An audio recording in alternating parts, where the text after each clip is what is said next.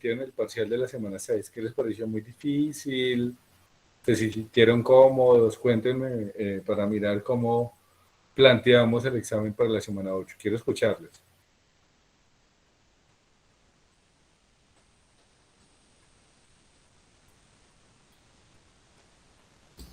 Profe, pues la verdad era de mucho criterio personal. Había que Sí, tener, desde mi punto de vista, había que tener como un criterio propio y como que conocer un poco la historia para poder dar un concepto claro, porque eran temas de actualidad, temas de antigüedad, que vi que se fueron enlazando unos a otros. La verdad, pues fácil no estaba, difícil tampoco, pero sí era más de conceptos propios a mi juicio. dale, muchas gracias, Viviana, por el aporte. ¿Alguien más tiene alguna opinión sobre el examen? ¿Por qué les estoy preguntando esto antes de? Tenemos la próxima semana, que es la semana 8, el examen final. Hemos tenido dos formatos de examen, uno con el tema de exposiciones y el otro con el tema de, digamos, de parcial mediante Google Docs. ¿Qué es lo que me preocupa? Que como la semana 8 es el último encuentro, sí o sí, si es exposición, todas tendrían que salir ese día, y a veces pues extenderse un poco más es algo difícil, pero bueno, podríamos pensarlo. O si no, hacerlo en un formato similar al que trabajamos con ese formulario de Google Docs. Entonces quiero escucharles cuál de las dos opciones les gustó más y por qué, y sobre eso pues definimos cómo desarrollar ese examen correspondiente a la última semana. Muchas gracias, Viviana, además por tu aporte.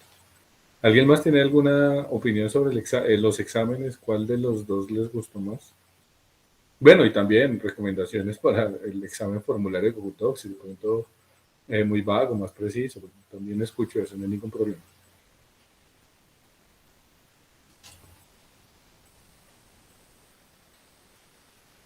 Nada, mucho silencio. ¿Qué pasó? Estamos agotados, ya semana Buenas noches. 7.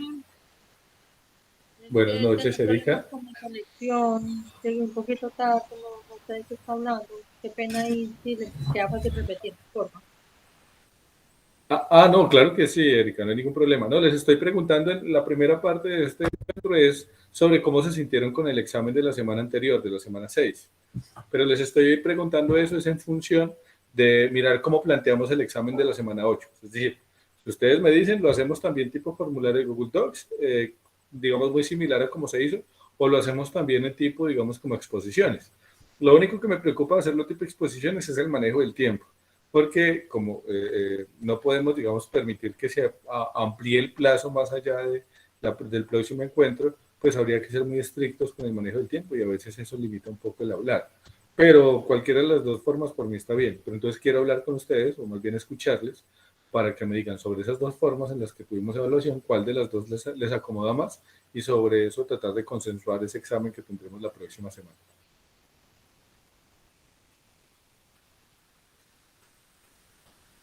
Profe, pues a mí particularmente me pareció chévere cómo fue el examen de la semana pasada. La verdad tenía muchas dudas porque yo decía, pues, no sé, los temas, como que los hablamos mucho, a veces intervenimos, tenemos diferentes puntos de opinión, entonces no sabía si podían haber respuestas buenas o respuestas malas. Para mí era simplemente como un concepto de lo que yo había entendido, de algunas referencias que pues usted estaba preguntando ahí. Entonces, pues a mí me pareció bien como el de la semana pasada, además como usted dice, el tema del manejo del tiempo, y es como muy, muy personal la respuesta. Puede que en algunas uno sí tenga como aciertos o no, pero pues también estaba muy abierto como a lo que usted vio en clase, que recuerda de ese tema. Es como muy personal a lo que uno podría saber y a lo que he entendido hasta el momento.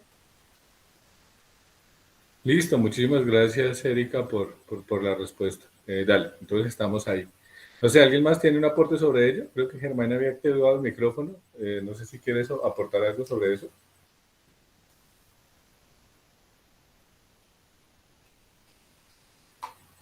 Bueno, y los demás que están aquí no tienen discusión, entonces nos iríamos con lo que dicen Erika y Viviana y haríamos el examen de la semana 8 también tipo formulario de Google. Bueno, como la próxima semana es nuestro último encuentro, si no quiero dejarlo así como únicamente con formulario, entonces voy a hacerlo muy concreto, creo que un poco más corto que el de la semana 6 y una primera parte pues como para hacer el cierre, para hablar de algunos elementos que creo que se nos van a quedar también hoy, porque este tema de todas maneras es muy amplio.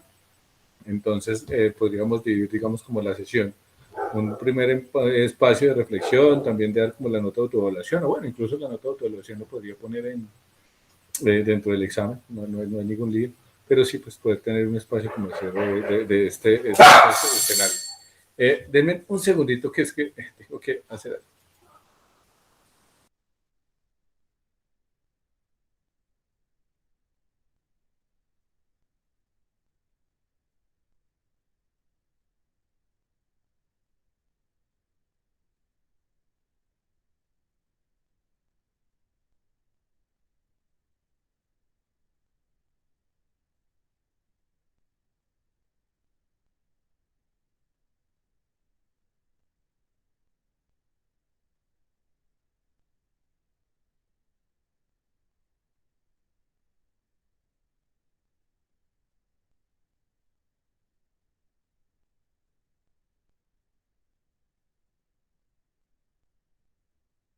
Qué pena, es que estoy pendiente de abrir, estoy solo en la casa en este momento y pensé que era alguien y resulta que era un vendedor y no tengo cómo verificar eso, pero cosas del oficio.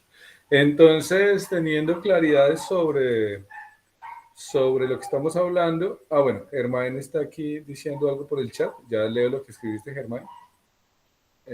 Dice, bueno, aquí hay dos voces, qué pena que no los había visto.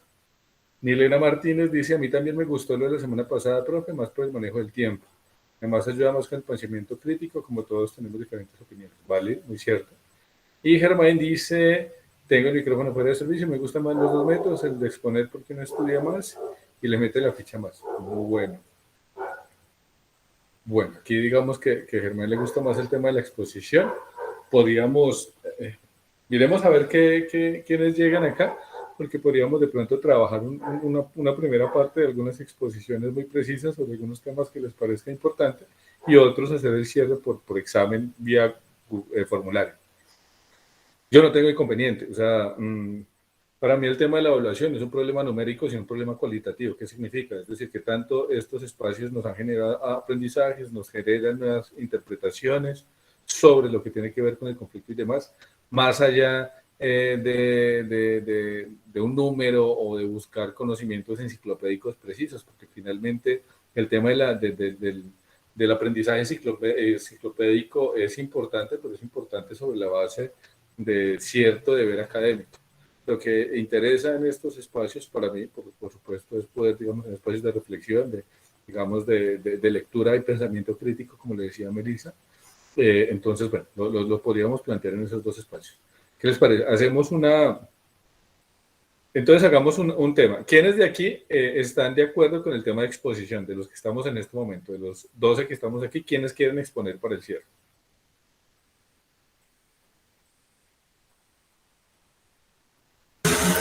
Profe, qué pena, ya recuperé. Listo, dale. Una Germán, ¿tú quieres pregunta. exponer? Una pregunta así como el tema de la exposición. ¿Usted coloca un tema en específico o cómo es? No, lo podríamos discutir. O sea, puedo poner yo los temas, hay un montón de temas que podríamos trabajar. O sea, Pues a mí si me coloca un tema, yo expongo, más fácil. Pues no o sea, sé. no quieres es como proponer uno. Si colocan un tema, yo expongo. Pues el tema es que me gusta exponer porque la verdad a mí me da muy mal para hablarle al público. Listo. Entonces eso me ayuda mucho como a ir aflojando.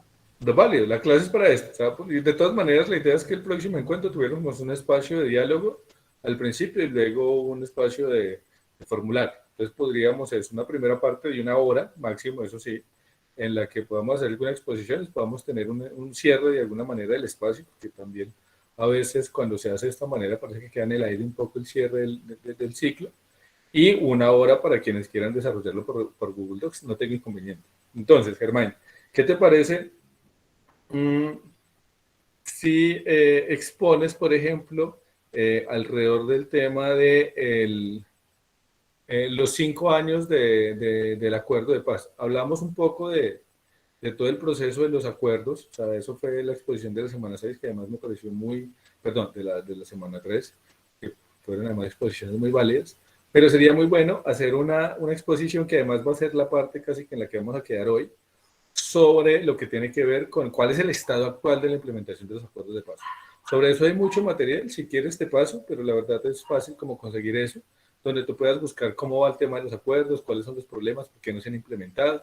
Puede ser algo como general, digamos una charla, una exposición de 10, 15 minutos. Puedes hacerla solo o con alguien, válido, si escoges algún compañero para hacerlo bien, y con eso tendríamos para ti esa parte. Haríamos también un diálogo muy colectivo, incluso tú podrías como promover más bien un diálogo alrededor de ese punto de la implementación de los acuerdos de paz, y finalmente tendríamos ya el cierre con el formulario de Google Docs para los que no hicieron la parte de la exposición. ¿Qué te parece o qué les parece? A mí me parece bien. Listo, ¿no, Germán? Sí, chévere. Y pues si me puedes pasar información, yo súper, porque pues lo que pasa es que sí, la información la encuentra uno en Google o bueno, en las páginas, pero es mucha información y o sea, tanta información, yo digo que tampoco es tan buena, porque usted encuentra un punto de aquí, un punto de aquí, y como que se satura uno con tanto tema. Listo. De paso, te voy a mandar de una vez. Tú tienes cómo acceder ahí desde el link. ¿Tienes cómo acceder ahí desde un link que te mande por acá? Sí, yo tengo el computador. Listo. Bueno, lo que pasa es que sobre el tema de la implementación de los acuerdos de paz, me voy a alentar un poco, no. Les voy a contar un poco más bien algo que está muy relacionado con eso. Y es que cuando se hicieron los acuerdos de paz entre las FARC y el gobierno, estaba hablando de 2016, sucedió algo y es bueno. ¿Quiénes van a evaluar y velar por la implementación de los acuerdos de paz cuando nosotros y ustedes somos enemigos? O sea, somos contradictores. Eso creo que hubo podría una cierta sinceridad en las partes para entender eso. Entonces dijimos, bueno, entonces quien debe mediar sobre eso debe ser la comunidad internacional. Entonces los acuerdos de paz descansaron, o sea, toda esa propuesta original, incluso la modificación luego de los acuerdos del Colón, que es algo que no hemos visto, de pronto podríamos un poco en la exposición de Germán llegar allá. Llegaron entonces y están protegidos en Ginebra, o sea, la ONU es la entidad encargada de velar por los acuerdos de paz, que la ONU es la entidad internacional que regula el mundo, o sea, y les digo, la ONU es todo menos de izquierda, o sea, la ONU en la ONU está Estados Unidos, Rusia, o sea, las grandes potencias del mundo son quienes, digamos, dirigen la ONU. Y la ONU fue quien se encargó de centralizar el tema de los acuerdos de paz. Pero entonces dijeron, bueno, ¿y quién les va a hacer seguimiento? O sea, ¿quién se va a encargar entonces de mirar cómo se está generando el proceso de implementación? Y ante ese proceso de implementación de los acuerdos, entonces lo que se decidió fue hablar con el Instituto Kroc. El Instituto Kroc, perdón, Kroc.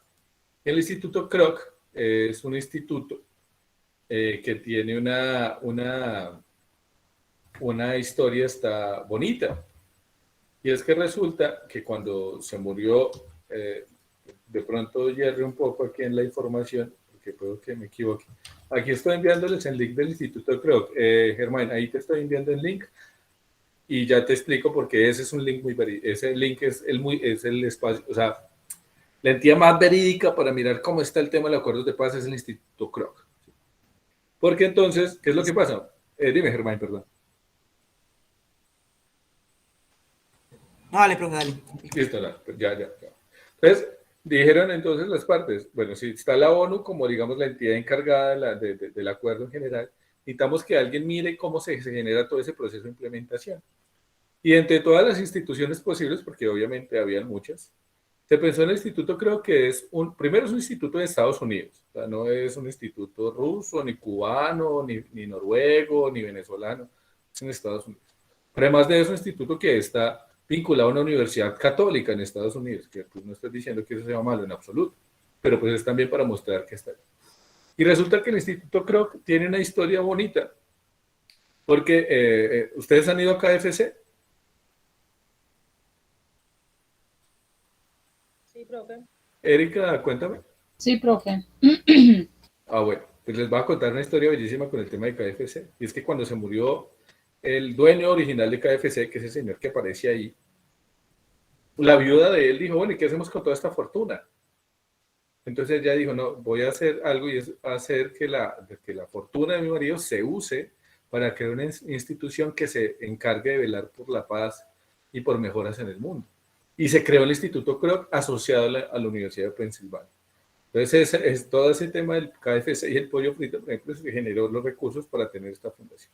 Y ellos son la entidad oficial internacional encargada de decirle a todo el mundo cómo está el proceso de implementación de los acuerdos de paz en Colombia.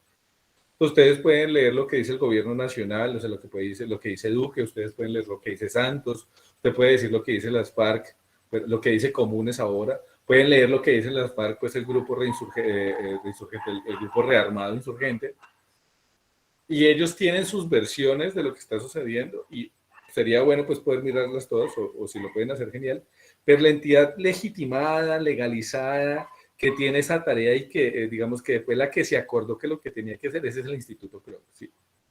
Porque hago digamos, todo ese recorrido hasta ese link que les acabé de compartir ahí al mensaje, al chat del Meet. Porque no hay otra entidad que sea, digamos, más fundada, más bien, más pertinente, creo que la palabra es más pertinente, para hablar del tema de cómo está ese proceso de la implementación de acuerdos que a mí pueden decir que es que me mandaron este audio de WhatsApp, que es que llegó tal información, que es que salió en Caracol, en Noticias 1, en Telesur, en RT, pero quien está ahí en ese tema, o sea, quien está encargado de eso son ellos. Entonces, Germán, tú lo que dices es cierto, uno se mete a internet, tiene muchísima información y puede que haya información válida, o sea, que tengan cosas ciertas. Yo podría, no sé, yo puedo hacer un artículo y publicarlo, yo o algún profesor de la universidad, pero si yo quiero dar una charla, una exposición sobre ese proceso, a quien me debo dirigir es a ellos. Entonces, pues ahí te pasé, Germán, ese link, y ellos hacen cada tantos meses como un análisis porcentual de cómo va ello, entonces te lo recomiendo si quieren mirar atrás, ese es el último que hay, el último Ya lo informe. estoy mirando, profe. Ese es el último informe cada tanto, y ellos tienen cifras muy precisas. Cuéntame, Viviana. Profe, una pregunta. Claro. Para cuando fueron los acuerdos de paz, la verdad yo no estaba en Colombia, pero Sí. yo siempre he tenido una duda. ¿Por qué estos acuerdos de paz se hicieron en Cuba? ¿Por qué Dale. todo el proceso fue allá? Siempre he tenido esa duda. ¿Por qué buscar un país como Cuba, ¿no? Con dictadura.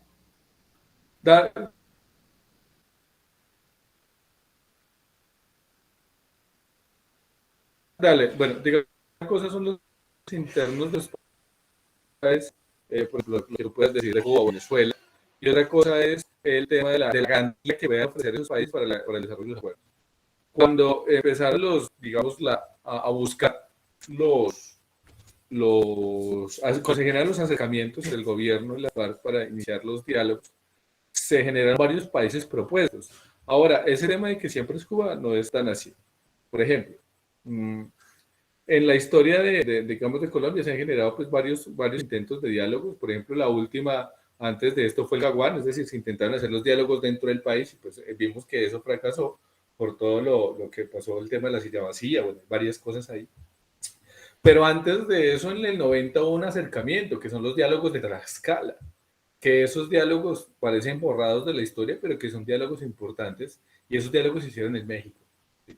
Ahora, los diálogos de paz en Colombia tenían una tensión importante, y es que el gobierno quería hacerlos por fuera del país sí o sí, mientras que las FARC querían volver a hacer los acuerdos dentro del país, como sucedió con el Caguán.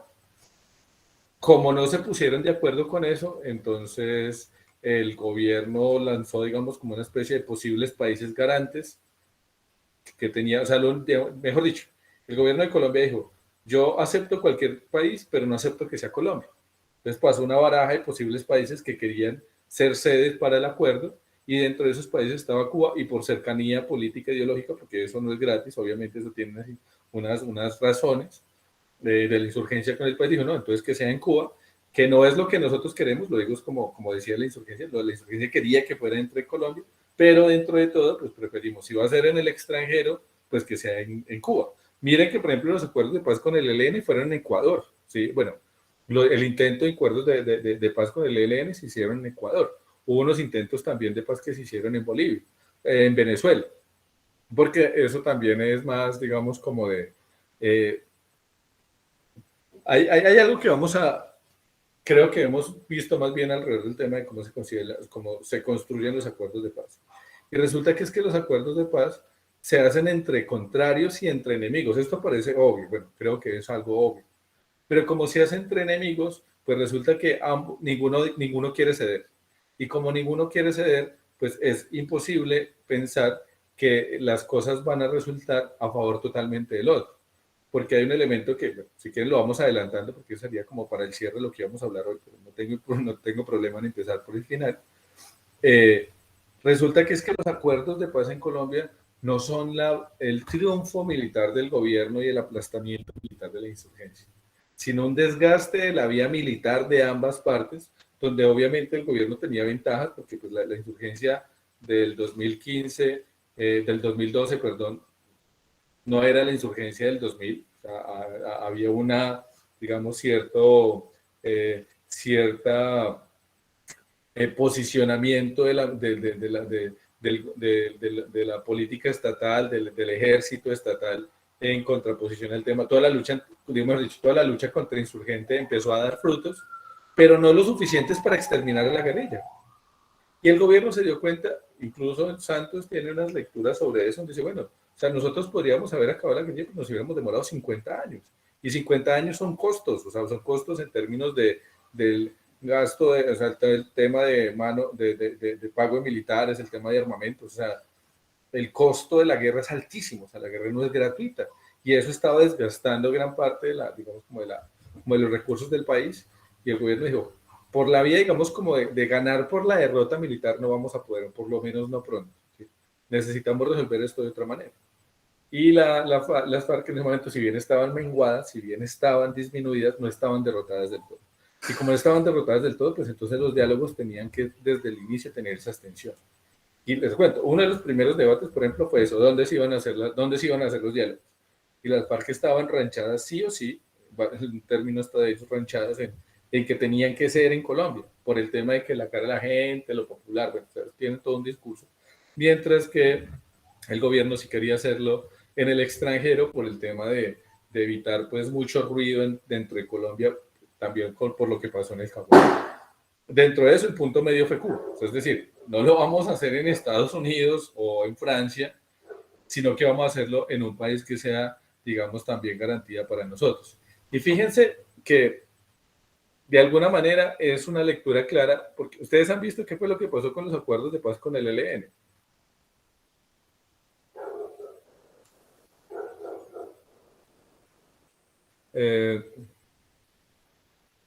¿Quién había hecho la pregunta? Viviana, creo. ¿Tú viste qué pasó con el tema de los acuerdos de paz con el ELN? No, profe, la verdad no lo sé, no sé porque es que, no sé si tiene que ver con el tema del Caguán, no sé si el ELN tuvo que ver con el tema del Caguán, la famosa silla vacía, la verdad no estoy segura si va por ese lado o no. No te preocupes, no te preocupes. Lo que pasa es que cuando inició, digamos que el tema de la paz en Colombia tuvo un problema, y es que no fue una paz total, es decir, no se pudo sentar todos los grupos armados al margen de la ley, sino que se sentó a uno, el más grande, efectivamente, pero no estaban todos. Y entonces, cuando se llegaron los acuerdos de paz con las FARC, cuando estaban terminando esos acuerdos, se inició unos diálogos, bueno, incluso durante el gobierno de Uribe se iniciaron unos acercamientos con el ELN, pero con el gobierno de Santos también. Y se instauró una mesa de paz en Quito, o sea, es decir, ellos no hicieron, inicialmente, no hicieron el acuerdo de paz en Cuba, sino que inicialmente lo hicieron en Quito. Luego, hubo pues varios problemas, dificultades de acercamiento y demás, pasaron esa mesa para Cuba. Y resulta que los diálogos de paz entre el ELN y el gobierno se rompieron. ¿Sí? No, pues, por muchos casos, pues podríamos analizar también las razones de ello, pero no llegaron a acuerdo. Pero resulta que, por ejemplo, el gobierno colombiano entonces empezó a exigir la extradición de las cabecillas del ELN al gobierno cubano. Y el gobierno cubano dijo que no.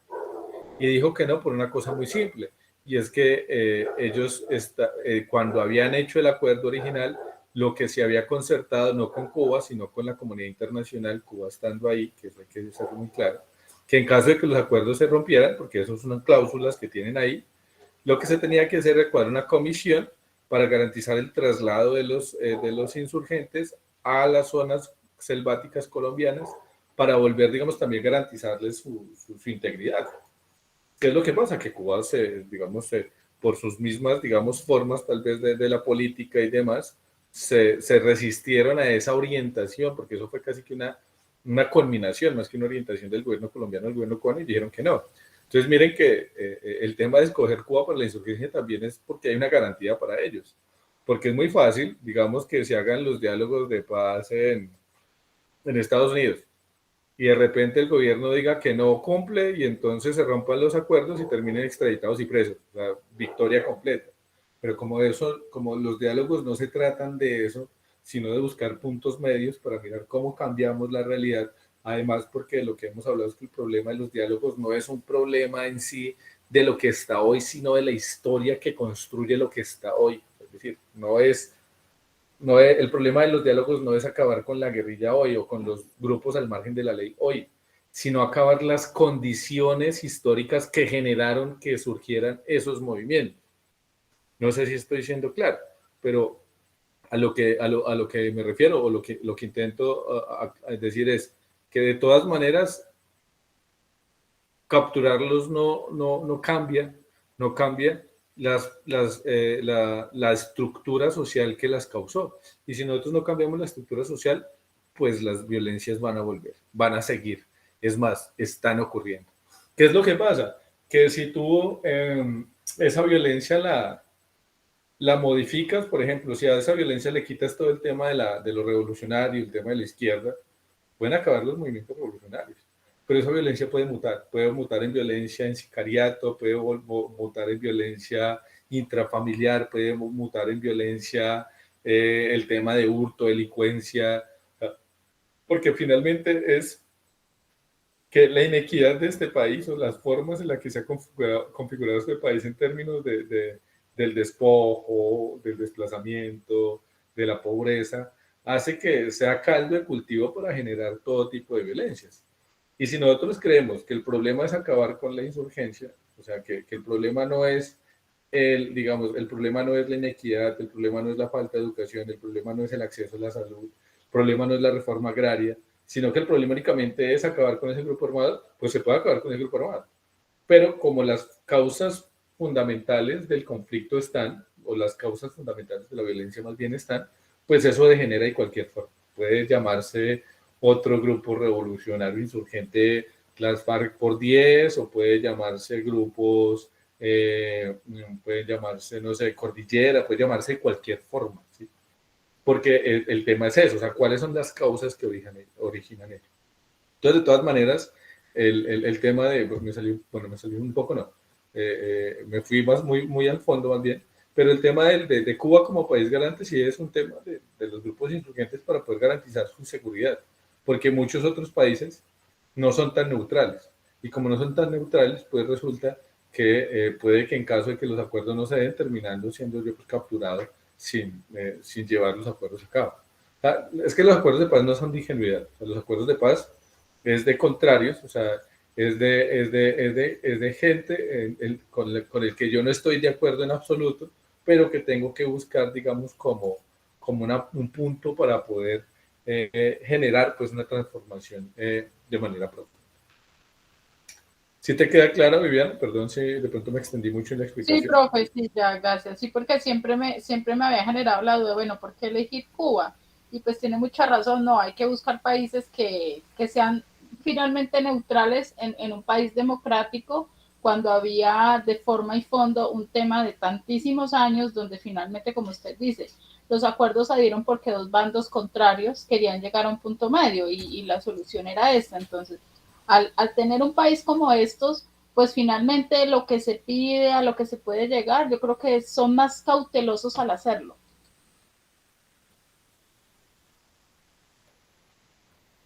Sí, dale, sí, efectivamente es digamos, la razón por la que Cuba gusta tanto, pero también la historia nos ha mostrado que no es la única. O sea, hay muchos otros países que han actuado ahí, solo que Cuba tuvo no sé si la fortuna o no de estar en estos diálogos que han sido exitosos. Y sí hay una cosa muy curiosa, pese al tema de la implementación y demás, que lo veremos en este último encuentro, al estado de implementación y demás, los acuerdos de paz en Colombia son un ejemplo para el mundo. Muchos de los que estuvieron en la parte de la implementación de los acuerdos desde de la calle, que pues era el representante del gobierno, hasta los abogados, el equipo jurídico que estuvo acompañando eso, uno los ve dando charlas por el mundo en zonas de conflicto, en África, en el sudeste asiático, sobre cómo generar acuerdos de paz. Aún pese a todo lo que ha pasado, o sea, pese a todas las circunstancias, han sido, digamos, un referente para el tema de lograr la paz en el mundo, porque resulta que no es tan común eso en el mundo. O sea, cuando uno piensa en los acuerdos de paz, supone que es algo muy común y resulta que no. Usualmente son más victorias militares que se terminan oficializando, que obvio, pues si yo gano militarmente, yo decido cómo termina eso, o los encierro de tal manera que solo les genero las condiciones mínimas para garantizarles su vida. O sea, así es como terminan la mayoría de los conflictos bélicos nacionales, internos e internacionales, teniendo en cuenta pues también masacres y cosas así que no son tan chéveres. Pero de todas maneras el acuerdo de paz, como fue un acuerdo casi como con puntos medios, permitió mostrar cómo el diálogo sí puede ser una forma de salida de conflictos, pese a que haya una distancia tan enorme entre los contrarios, porque efectivamente uno de los elementos que tenemos con la paz en Colombia es que eran antagónicos, antagónicos en todas las miradas posibles, antagónicos en lo económico, antagónicos en el tema de lo social, antagónicos en el discurso político, ideológico, hasta en la concepción misma de la guerra había lecturas muy contradictorias ahí. Entonces, bueno, eso es como lo que quería decir. Ahora, estábamos ya terminando por fin estas diapositivas y entonces vamos a poder pues como tratar de hablar un poco alrededor de estas diapositivas. Espero que podamos hacer tal vez un diálogo sobre otras también que tengo ahí como preparadas. Y daríamos ya como cierre también a este espacio. Entonces, bueno, nos habíamos quedado un poco en el tema de los 80, habíamos hablado con lo que tenía que ver con el nacimiento de la Unión Patriótica, creo que hablamos un poco sobre lo que tiene que ver como con el genocidio de la Unión Patriótica, pero retomemos un poco. Un resumen muy sucinto de todo lo que hemos visto hasta ahora. Ahora estamos hablando de Colombia, siglo XX, es decir, inicios de 1900. Un país que inicia con lo que se llama la Guerra de los 1000 días, o sea, un país que inicia marcado por conflictos bélicos que acaban con casi el 10% de la población. O sea, en la Guerra de los 1000 días murieron 100.000 personas, 100.000 personas, es decir, la quinta parte de la población de Pereira hoy, o sea, es un montón de gente, en un país que tenía 10 millones de personas, o sea, porque estamos hablando iniciando el siglo. O sea, es el 10% sí, bueno, eso es un número, no, tenía menos de 10 millones de personas, perdón, mucho menos de 10 millones de personas. Entonces es una gran cantidad de la población del mundo, de Colombia, que fallece, que perece en ese, digamos, como ese primer gran conflicto de entrada de la modernidad en nuestro país. Discutimos un poco ese concepto de lo moderno y demás, de la modernidad postergada, diría Rubén Jaramillo. Gana esa guerra de los 1000 días el Partido Conservador, entonces Colombia inicia el siglo XX con una mirada desde lo conservador que tiene que ver alrededor del poder, alrededor del tema de la tierra, la riqueza, alrededor de la acumulación de tierra, pero también una separación del Estado y la religión, como ya estaba pasando en muchas partes del mundo, sino un Estado ligado al tema de la religión. Nuestra Constitución de 1886 dice, es confesional, es decir, se le entrega a Dios el país, y no es un problema de la creencia, es un problema de que una cosa debe ser la creencia y otra cosa es el Estado, porque confundir los dos pues limita la posibilidad de la pluralidad. Y ese régimen conservador, o sea, eclesiástico, inicia en el país, en el marco de todo ese proceso, además un país sumamente con problemas de pobreza tremenda, porque las guerras generan pobreza, pues por lo menos para quienes las viven, no para quienes venden las armas, sino para los que están ahí, sumido en la pobreza, con atraso, con problemas de construcción de proyecto de nación, que eso es muy difícil. O sea, nosotros no nos hemos configurado, incluso aún tenemos líos para configurar nuestro proyecto de nación. Hoy, 2021, eso todavía está ahí latente. Pasa eso, llega entonces todo ese tema de las grandes industrias extranjeras. Teníamos acuerdo con Inglaterra, pero aparece en el mapa de Estados Unidos, pero el tema de la Primera Guerra Mundial empieza a posicionarse más en el mundo. Terminamos pues asumiendo el tema digamos, como lo que llaman las nuevas colonias económicas de Estados Unidos, eso fue el siglo XX. Aparece lo de la masacre de las Bananeras, que es un primer paradigma pues histórico nuestro. Cae el régimen conservador en 1930, inicia una línea, una lectura liberal del país que lo trata de llevar un poco a la modernidad, este tema de un intento de reforma agraria, un tema de lo textil. Hay una situación, por ejemplo, que es lo que es la danza de los millones. Yo les alcancé a hablar de la danza de los millones.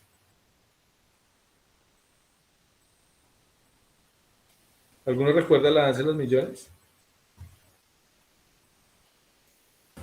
No, No. no sé. Les voy a hablar un poco de eso. Siempre que voy al pasado recuerdo algo diferente. Bueno, resulta que cuando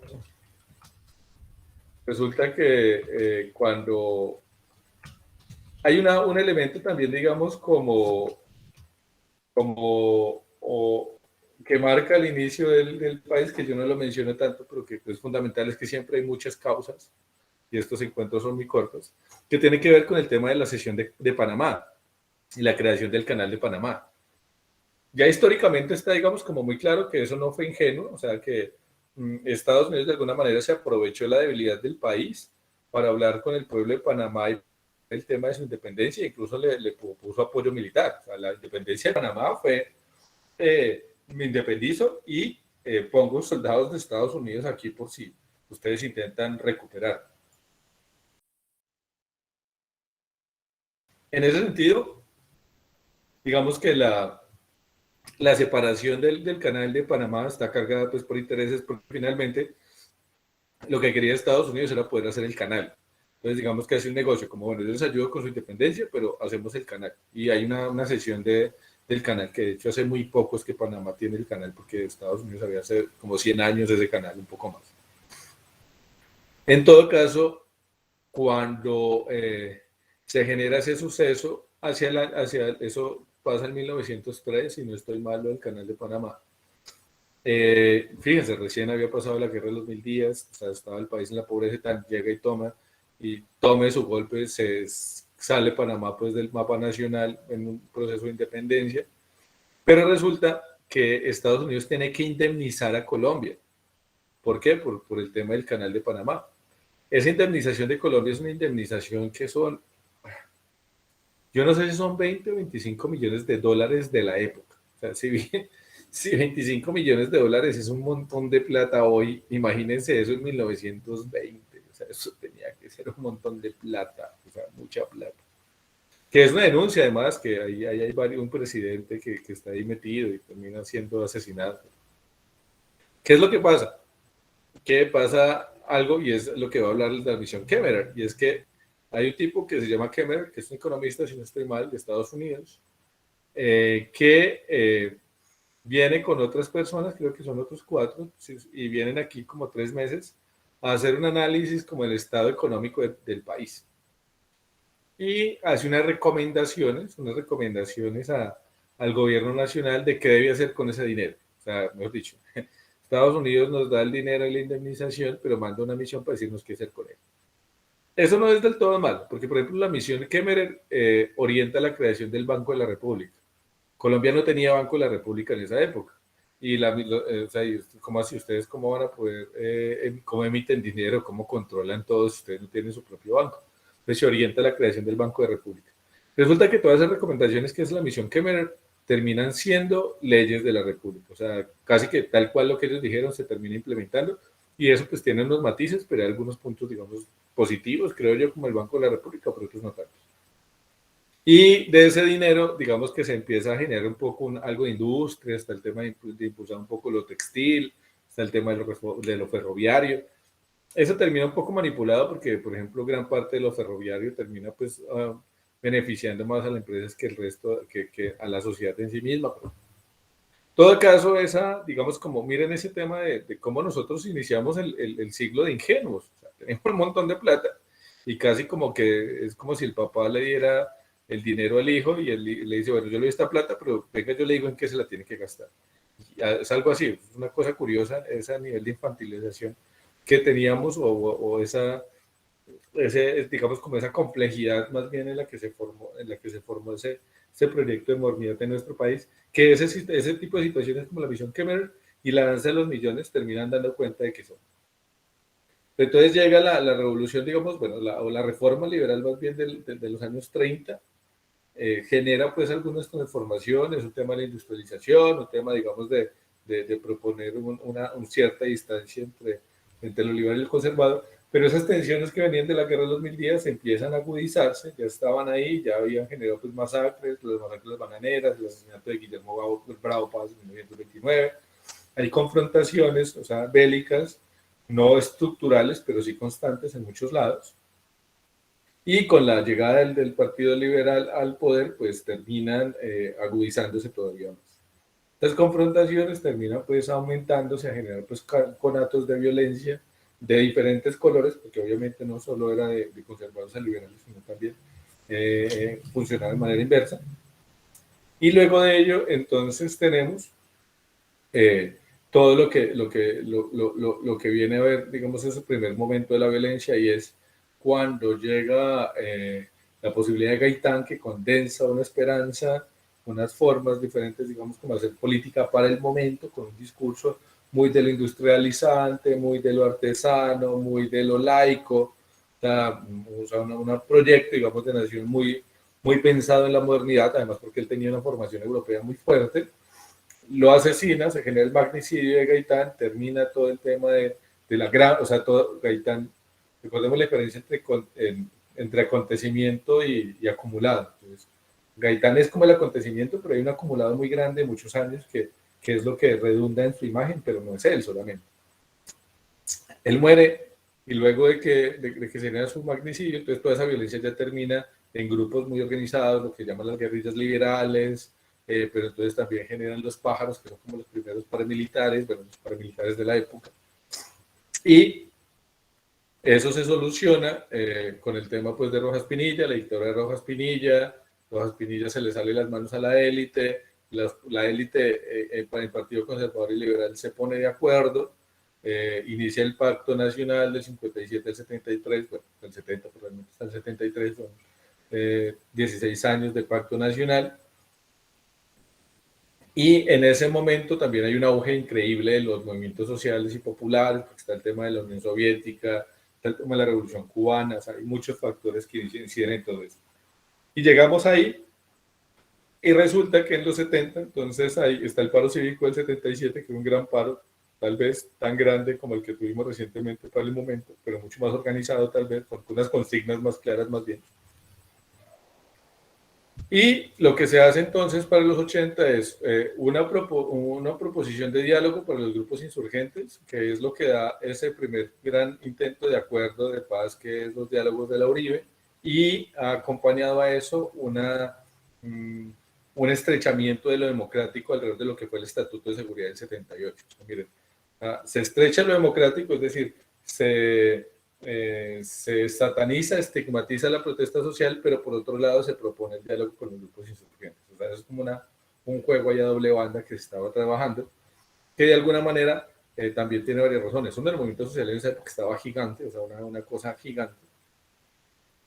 Pero además el movimiento insurgente también, o sea, porque hay una cosa que no se ve mucho, y es que la insurgencia en Colombia se unió, se unificó. O sea, hay una cosa que se llama Coordinadora Nacional Guerrillera Simón Bolívar, que cogía, que condensaba los grandes movimientos insurgentes de la época. O sea, estaba las FARC, estaba el ELN, estaba el EPL, estaba el M-19, estaba el Quintín Lame, estaban las grandes guerrillas del momento, y se unen en una coordinadora. Entonces, como que, uy, ¿cómo así? Está el movimiento social gigante por aquí, estaban todas las guerrillas unificadas en un solo movimiento, que eso es la única vez en la historia del país que pasó eso.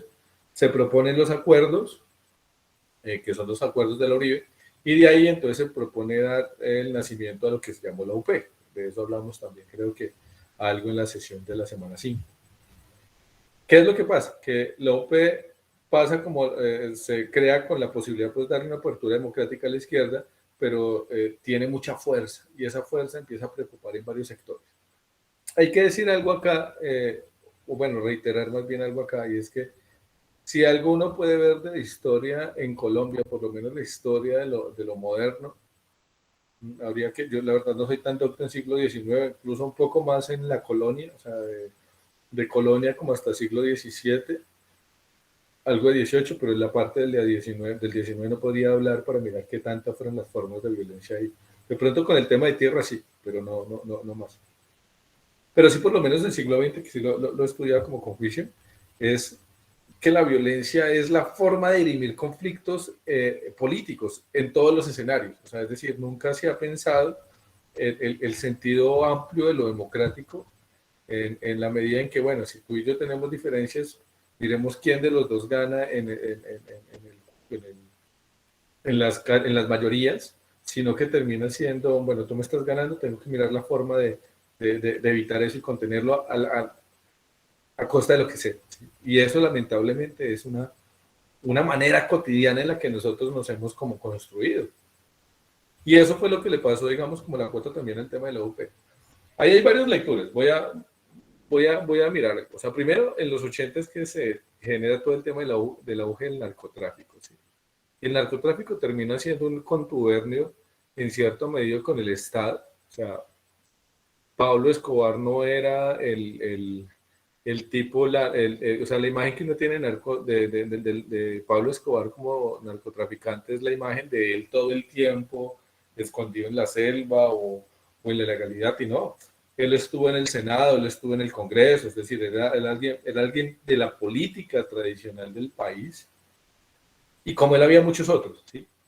Que eso es lo que nos muestran. Pues parece que fuera solo él que hizo, no había un gran grupo ahí. Entonces había una relación, pues un contubernio del narcotráfico con las élites del país, que luego termina también involucrando sobre todo a los grupos insurgentes. O sea, es decir, el narcotráfico termina contaminando la política del país. Entonces miramos un país que ya de por sí venía de ser violento, o sea, que ya de por sí venía de solucionar sus problemas siempre de la manera, siempre de las malas, como dicen las abuelas, o sea, miremos de la masacre de las maneras, pero es un hecho ético, o sea, eh, resolver el conflicto que es mirar cómo garantizar derechos, preferimos una masacre que pues mirar la posibilidad de los derechos. Miremos el tema de las guerras liberales, matan a Gaitán, y en vez de mirar cómo le apostamos a transformar por lo electoral, formemos guerrillas, grupos insurgentes, pues, o sea, hay digamos, una forma nuestra, porque eso es, si bien el conflicto no es específicamente Colombia ni la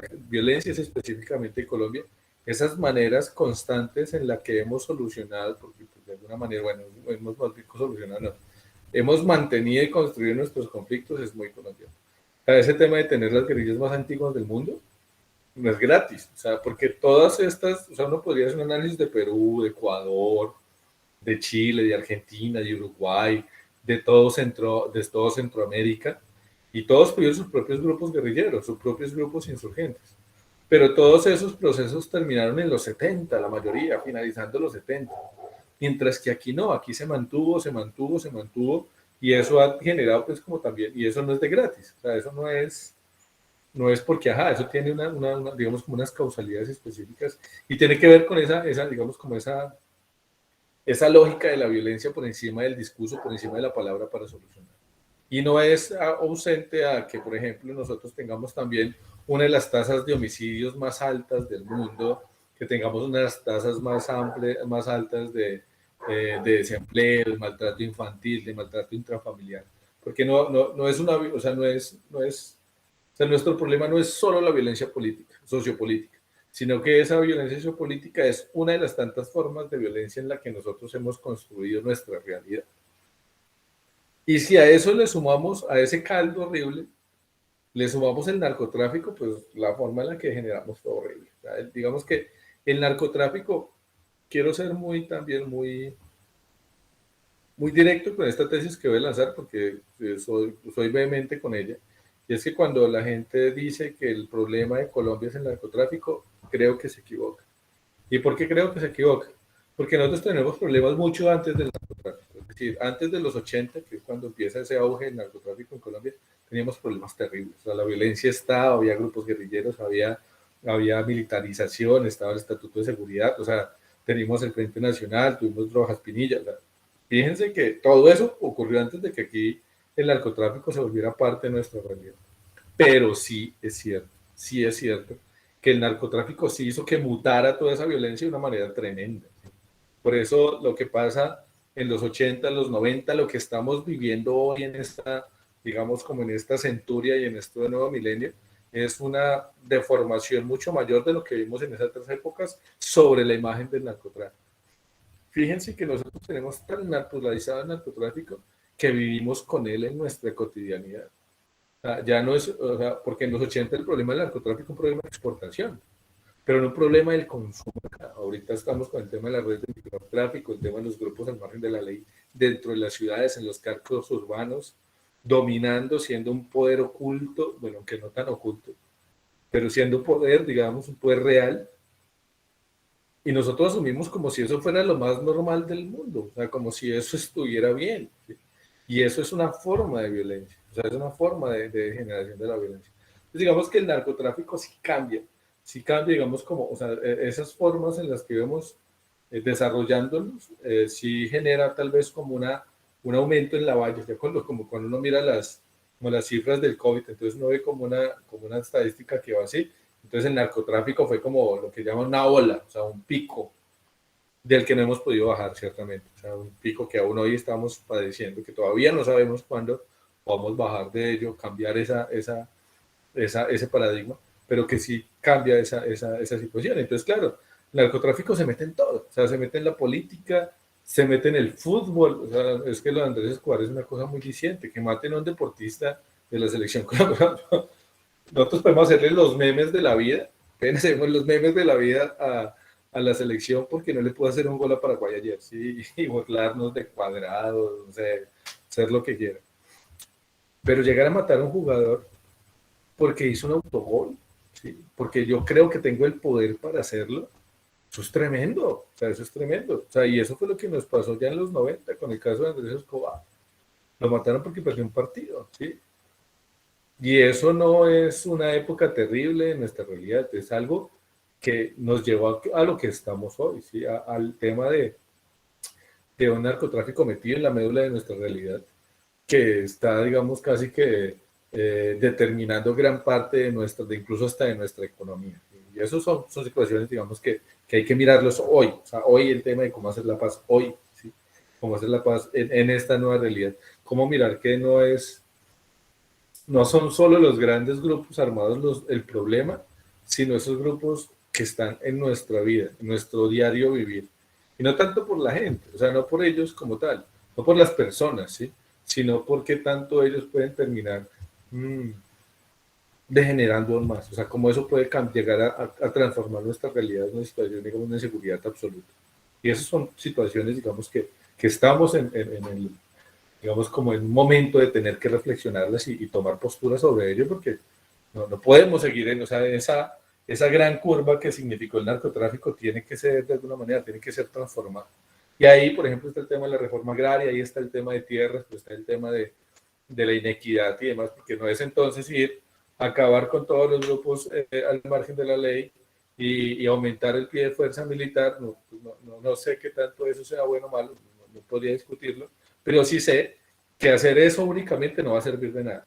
Porque si yo aumento la fuerza policial, si yo doto de más ejército, aumento el ejército y lo triplico, si yo genero mucha más, digamos, inversión en lo militar, pero no genero más inversión en educación, no me preocupo más por el tema de la inequidad, no genero subsidios para la tierra para que la gente pueda volver al campo, pues no voy a hacer nada porque las bases que causan esa violencia no van a modificarse. Y eso, por ejemplo, es una discusión que parece que no se tuviera. Entonces creen que el problema es atacar ahí, o sea, atacar ahí cuando ya está la persona vinculada a grupos armados, cuando ya está vinculada a situaciones pues, de violencia y no atacar antes de ello. Entonces ahí digamos, como que ese tema es como fundamental. Bueno, no sé si alguien tiene algo que decir sobre esta parte.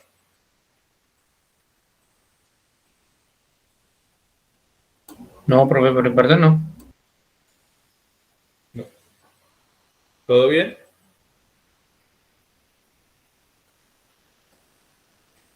Bueno. Bueno, les cuento algo. Si pueden estar el próximo martes, Les voy a pasar la publicidad de todas maneras. Muy de lo que... y además, Germán, tú ya que estás con este tema, lo dije porque en este momento estamos en los 5 años de la implementación del Acuerdo de Paz. Es decir, el Acuerdo de Paz está cumpliendo 5 años.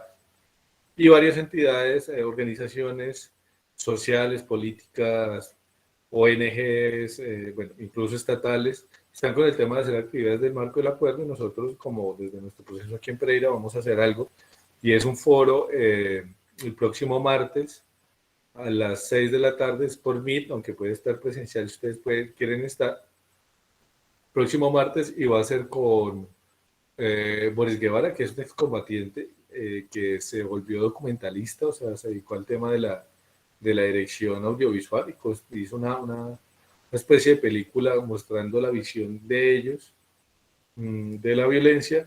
Y esta Guerima, que creo que les había contado, el que fue carcelero, el protagonista del documental Del Otro Lado, que es el que hace Iván Guarnizo, que la mamá fue secuestrada por las FARC en el 2002. Luego pues trata de buscarla y se encuentra con Guerima, que fue secuestrador.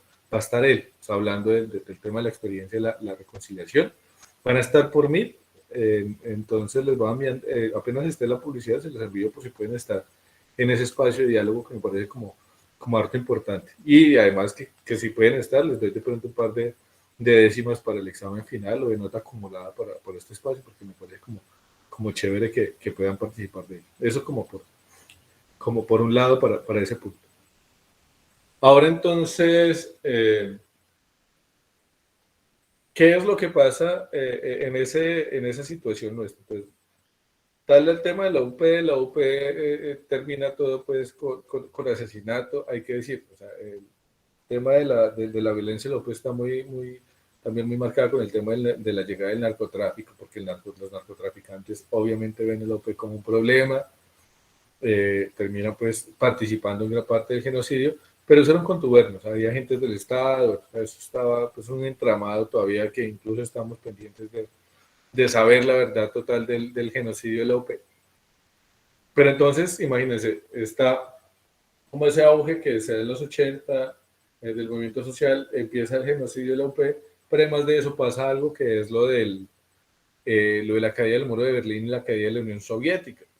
Recordemos que a partir de los 40, cuando se acaba cuando termina la Segunda Guerra Mundial, que es el mundo contra el fascismo, el mundo termina dividido en dos grandes polos, que es el polo, que es lo que llama el bloque socialista, que lo conforman la Unión Soviética, China y países aliados como Cuba y demás, y lo que llama pues el bloque capitalista, que es Estados Unidos, Europa, América Latina. Esa tensión, esa bipolaridad del mundo, así lo han descrito algunos sociólogos, pues genera una cierta carrera para ver cuál de las dos versiones del mundo es la que va a triunfar. Y eso pues termina incluso en ciertas formas, a veces desde lo democrático, a veces desde lo militar, para poder posicionar una u otra postura. Está por ejemplo aquí el tema de Salvador Allende.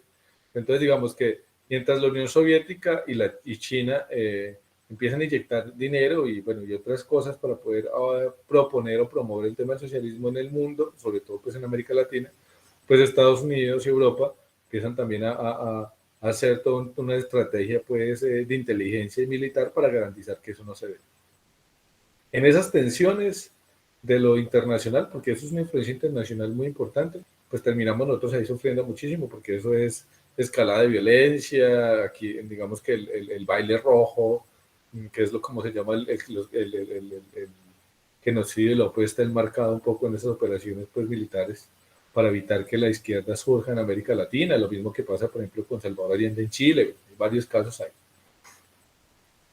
Pero eso, de alguna manera, digamos, la imagen de la Unión Soviética y China, o sea, ese gran referente, o sea, ese mundo en tensión, pues también garantizaba cierto equilibrio. O sea, yo no puedo decir que eso era bueno, porque sería ponerles valores a algo que es más complejo, pero sí por lo menos generaba cierto equilibrio en las cargas de cómo, por ejemplo, de cómo el gran capital no podía generar superexplotación porque eso promovía que el discurso socialista tuviera asidero. Entonces todo lo que se llama el New Deal que es ese amanecer de Estados Unidos y el tema de del florecimiento de los obreros en Estados Unidos y demás, pues está muy preocupados por el tema de que el socialismo no llegue a Estados Unidos y termina también irradiando eso en el resto de América Latina. Entonces hay una cosa de permitir derechos y demás. ¿Qué es lo que pasa? Que se cae la Unión Soviética y entonces se cae ese enemigo a competir y hay un desatado y con una especie lo que llama el capital desatado. Y ese capital desatado, que es lo que nosotros llamamos también modelo nivelar y demás, que empieza a partir, pues, empieza en los 70, pero en los 90 empieza a crecer pues en una manera vertiginosa, también empieza a retroceder mucho el tema del movimiento social. No el movimiento social, o sea, cuando uno habla de movimiento social usualmente lo piensa como izquierda, pero resulta que es más complejo, porque el movimiento social también son derechos, ¿sí? O sea, dentro de ellos. Entonces está el tema, por ejemplo, de las 8 horas, está el tema de la seguridad laboral, o sea, hay muchas situaciones que se habían ganado durante mucho tiempo, ¿sí? Y que eso empieza a retroceder y eso lo estamos viendo hoy, ¿no? Está el tema de la mercantilización de la educación, de la salud, que está bien el tema de generar riqueza, pero no que todo se vuelva, digamos, que todos se vuelvan objetos, pues, y eso tiene que ver con ese mundo unipolar que ha llegado a cierta situación. Entonces, ¿cuál es esa situación? Un mundo con un nivel de pobreza extrema altísimo, con un mundo sumamente inequitativo. Ojo, yo le estoy dando la razón a la Unión Soviética, pues finalmente la historia generó un ganador por lo menos en ese punto. Lo que estoy diciendo es que esa tensión entre ambos, pues así como generaba problemas como todo tipo de violencias e tendencias internacionales y demás, también garantizaba cierta limitación en cosas. La caída de la Unión Soviética y del muro de Berlín también como que dejó un tema donde desatarse pues también algunos analistas llaman, digamos, cierto salvajismo en el capital, que de alguna manera cuenta lo que nos está pasando hoy. O sea, hoy tenemos casi que esclavitud en algunas partes, en África, por el tema del cacao, el chocolate, el tema de las drogas, todo el tema de la violencia que se genera alrededor del tema del narcotráfico, el tema bueno, hay una suerte de situaciones, guerras civiles por el tema del coltan, por el tema de minerales, por el tema de recursos, una expoliación de lo ambiental tremenda que está poniendo en riesgo incluso nuestra estabilidad como civilización en el mundo, porque eso está pasando, o sea, estamos en casi un momento de colapso, y es por el tema de que no se ha controlado eso. Hoy estamos en ese debate, como mundo, como humanos, pues bueno, ¿cómo garantizamos que generemos pues un control a ese desatamiento del capital para poder garantizar nuestra permanencia en el mundo, o sea, nuestra permanencia en este sistema? Pero todo eso digamos que está un poco asociado a ese momento. Eso en el mundo. Aquí, ¿qué pasaba? Bueno, lo del tema de la Constitución del 91, que lo analizábamos de cierta manera en la sesión 5, pero entonces está un tema del avance de sus proyectos paramilitares. O sea, todo ese tema del narcotráfico termina generando, como el narcotráfico es una forma de poder que está por fuera de la legalidad, ¿sí? Esa forma de poder termina generando sus propias formas de concepción del ejército, ¿sí? Entonces se genera paramilitarismo, que es una forma de ejército que garantiza la protección, digamos, por fuera del marco legal, pero además también lucha contra los enemigos que pueden ser del Estado, pero que lo hacen por fuera de lo legal, ¿sí? Por ejemplo, hay un debate fuerte con el tema de las convivir, y es que si uno mira las convivir es eso, no, son entidades de seguridad privada para poder garantizar la protección donde el Estado no llega. Pues desde ahí suena bien, pero si uno mira la realidad de las convivir terminaron degenerando en ejércitos paramilitares. Y si uno mira el tema de la historia del paramilitarismo, pues la mayoría de los paramilitares no terminaban en conflicto con las guerrillas, sino que terminaban persiguiendo a los sindicatos, persiguiendo a los trabajadores, generando formas de explotación tremendas, generando miedo, zozobra. O sea, hay un documento, no sé si ustedes conocen ese documento que se llama Basta Ya. ¿Alguno de ustedes ha escuchado ese documento que se llama Basta Ya? No, profe, yo la verdad no. Bueno, Yo tampoco. Bueno, ese documento es un documento muy importante. Primero, el Basta Ya es un documento oficial, o sea, lo saca el Estado, no es... pero el Basta Ya es un documento que saca las cifras de la violencia en Colombia, o sea, es decir, como un análisis de la violencia en Colombia.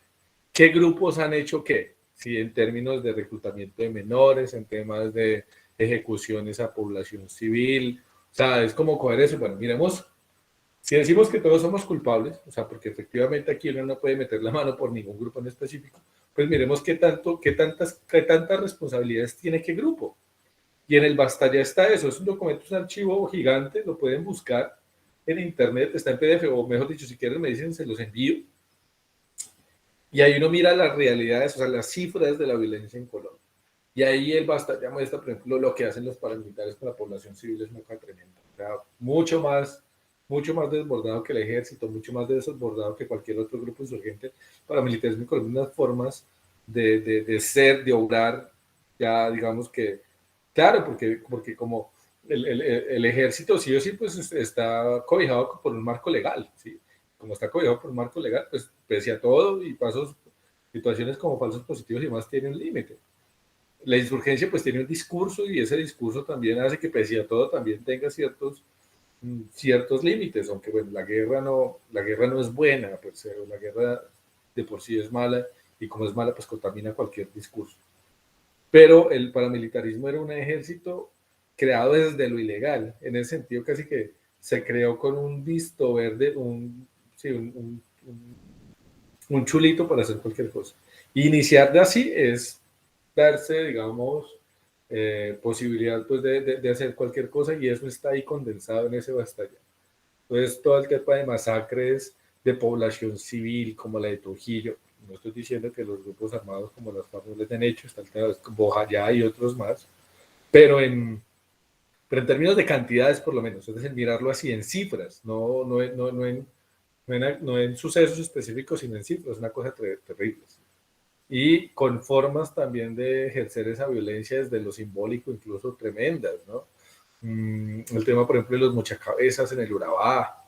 Entonces, cualquiera que les discutía, entonces les cortaban las cabezas, las empalaban y las ponían en partes. O sea, ya formas que uno no se imagina, uno no dimensiona incluso que pudiera llegar hasta allá. El tema de los crematorios, por ejemplo, los hornos para desaparecer gente en Antioquia. Eso pasó, creo que hay unos en el Catatumbo en Santander, si no estoy mal, y hay otros que tengo entendido aquí en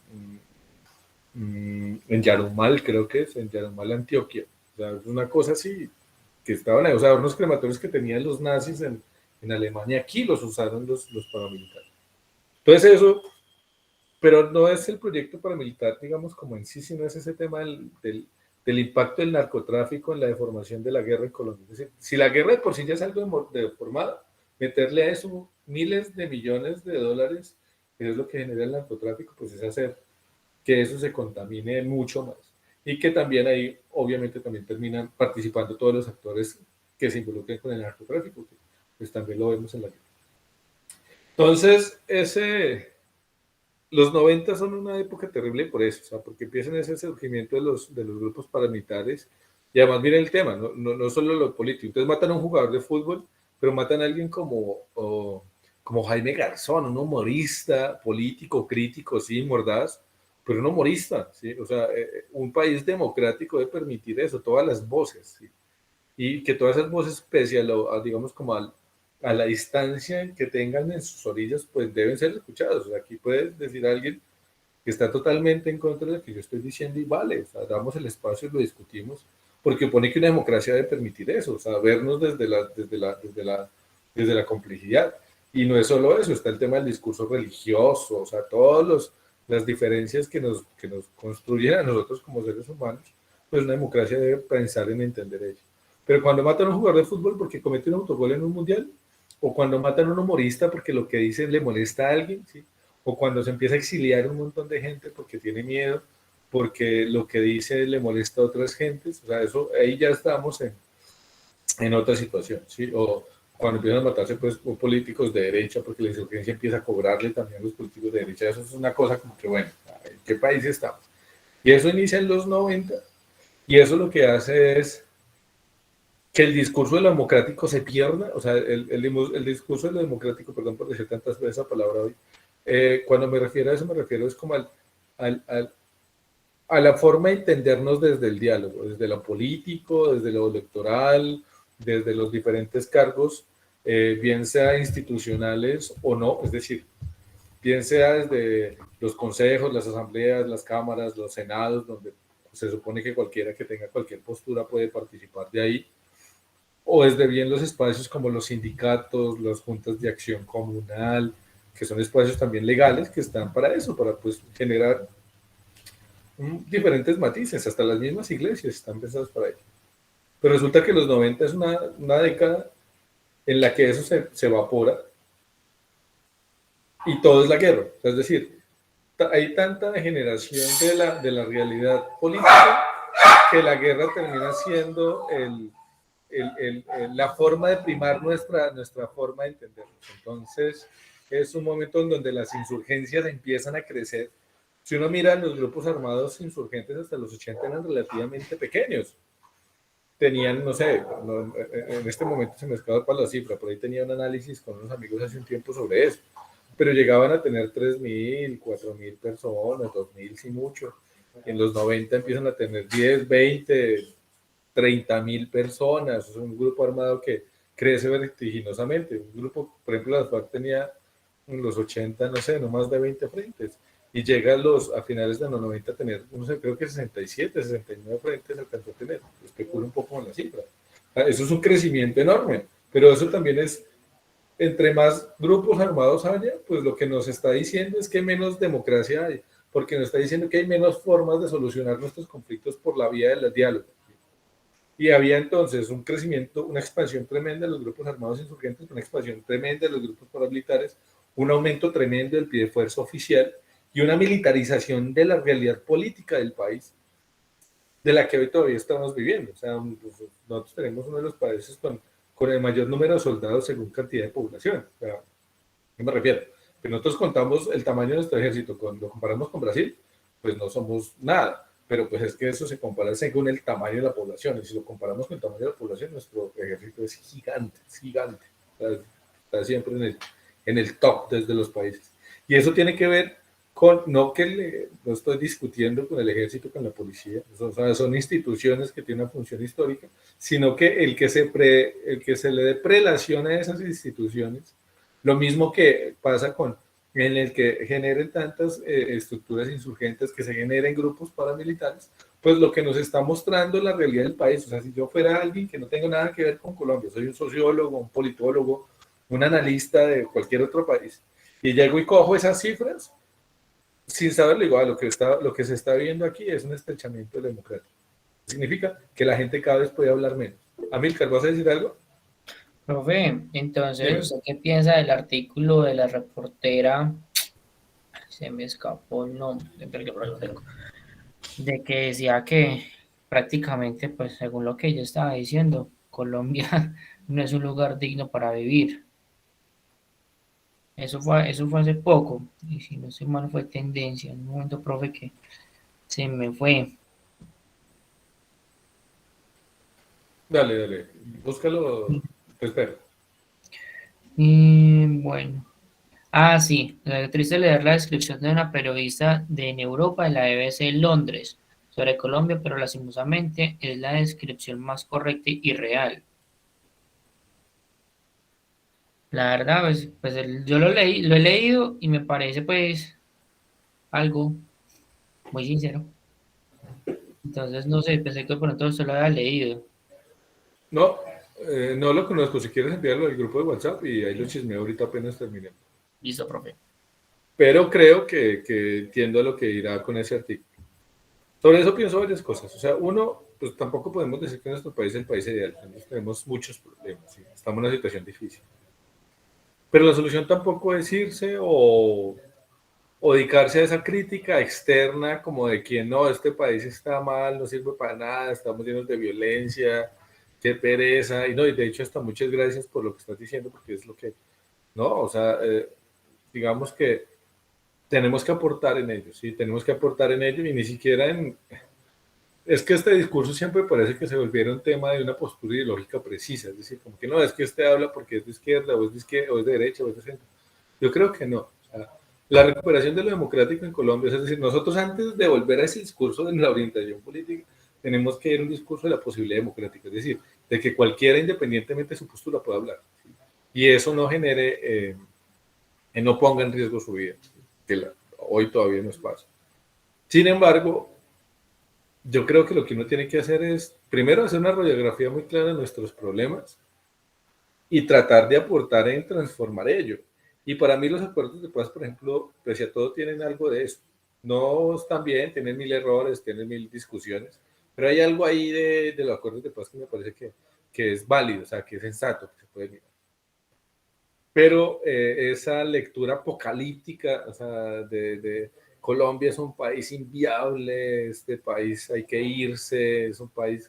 ¿Cómo es que llamaba cuál es que era el título, Amílcar? ¿No lo escuché bien? ¿Colombia qué? Sí, profe, acá dice, bueno, Colombia solo sirve para narcotráfico y corrupción, no para vivir y mucho menos para trabajar, hacer negocios. Bueno, ahí ya comienza como tal listo la narración de la persona de la reportera.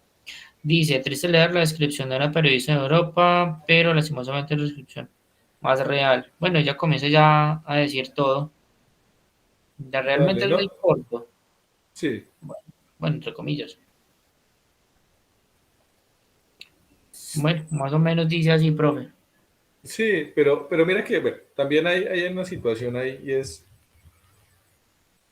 que decir que Colombia es un país donde no se puede vivir es decir como si fuéramos nosotros los actores de la violencia. O sea, y nosotros no lo somos. Yo creo que nadie aquí lo ha sido. Bueno, pues por alguna razón no tuvo que prestar servicio o estar vinculado a cierto grupo, porque pues, seguro puede que haya alguien que estuvo vinculado, digamos, como a la insurgencia o tiene familiares que estuvieron en algún lado, porque de alguna manera, pues como ha sido nuestra realidad como país, toda nuestra familia, nuestros núcleos cercanos, sí o sí uno encuentra casos cercanos que han estado, digamos, como pensados en la violencia, pero ese no es el tema. O sea, el tema no es quedarnos en nuestro pasado, ni quedarnos en nuestro presente, sino construir un proyecto distinto de nación, o sea, un proyecto de nación en la que el diálogo nos medie independientemente de las diferencias. Y creo que a eso hay que apostarle. ¿Sí? Porque de alguna manera es decir como que Colombia es un país inviable, es como que bueno, y entonces yo qué soy, yo soy inviable, yo no soy nadie, o sea, porque es que nosotros somos Colombia, ¿sí? Y eso también es importante verlo, o sea, porque esas críticas muchas veces parece como si se distanciaran de ser, ¿no? O sea, en mi caso yo no pienso irme nunca de Colombia, o sea, nunca es nunca. De pronto hacer una investigación, no sé, un doctorado, pues estoy como en ese proceso, pues sería algo muy corto y pienso volver, que yo siento la necesidad de estar acá y de construir y aportarle a esto. Que tampoco puede ser negar el pasado o decir que es que somos perfectos.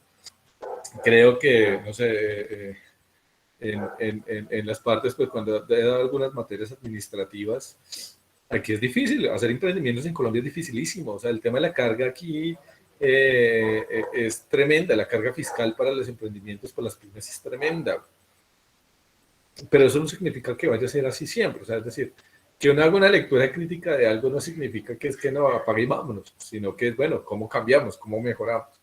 Y de alguna manera esas críticas apocalípticas a mí no me gustan por eso, o sea, no me gustan porque no me gusta pensar en esa idea de no hay retorno. Y sí, porque además si uno lo mira, no son todos o sea, así como están esos discursos cargados de violencia que está cotidiano, también encuentra uno gente con valores, gente con tesón, gente solidaria, encuentra uno gente que creativa enormemente, o sea, ese tema de la cuestión colombiana, pues de ser gente, una inteligencia práctica sumamente desarrollada. Es más, el mismo concepto de la resiliencia, no sé si ustedes ya están familiares con el concepto de la resiliencia. ¿Alguno de ustedes ha escuchado el concepto de la resiliencia? Pues como concepto no, pero la resiliencia es la capacidad de reponerse a situaciones difíciles. Exactamente. Y nosotros somos un pueblo sumamente resiliente, Viviana, porque nosotros sí somos capaces de adaptarnos a situaciones difíciles todo el tiempo. Y eso es, o sea, y digamos que hay algo que decía Jaime Garzón en eso, y decía que en Colombia había muchas potencialidades desperdiciadas, es decir, somos muy capaces, pero eso hay que redirigirlo y reconducirlo para poner un proyecto de nación que diferente. Y eso tiene que ver incluso con las mismas riquezas que tenemos. Aquí tenemos de todo, oro, claro, eso siempre se dice, recursos, fauna, biodiversidad, creatividad, ingenieros, escritores, o sea, aquí en todos los campos técnicos, tecnológicos, o sea, deportivos, hay, excepto en el fútbol, no, mentira. En muchos de nuestros campos, o sea, tenemos potencial. Problemas que hemos padecido, o sea, de alguna manera este tema de la violencia, incluso podríamos decir, si le diéramos a Colombia una idea de humano, o sea, como si fuera un cuerpo vivo, pues de alguna manera la guerra ha sido como cierta patología, como cierta enfermedad que hemos padecido y nos ha impedido perechar. Pero no significa que vamos a estar con esa patología hasta el fin de nuestros tiempos, sino que tenemos que mirar cómo superarla.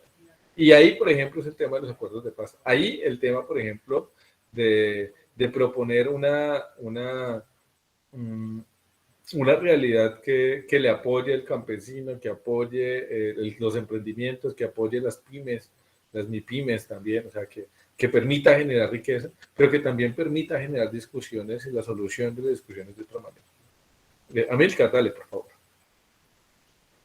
Profe, pues yo digo que realmente, pues sí, el cambio se puede ver a gran escala, pero si nosotros de un ejemplo, a mí me gusta mucho a realizar eso porque lo he visto en varios lugares donde uno dice, uno puede transmitir un mensaje, digamos que queremos apoyar nuestro campo, entonces, pues no vayamos a una gran superficie, sino que comprémosle a la persona, salgamos por acá, a los que tienen la oportunidad, y vamos y le compramos un racimo de plátanos a una persona y se lo llevamos a la familia. Entonces estamos acortando y le estamos ayudando directamente a las personas. Eso es algo que uno transmite ese mensaje a otras personas y ellos dicen, venga, ¿se acuerda de los que yo le traje de las frutas? Sí, eso yo los compré en tal y tal lado, vaya a saber y los consigue barato, sin impuestos, sin IVA, sin nada, sin solo efectivo.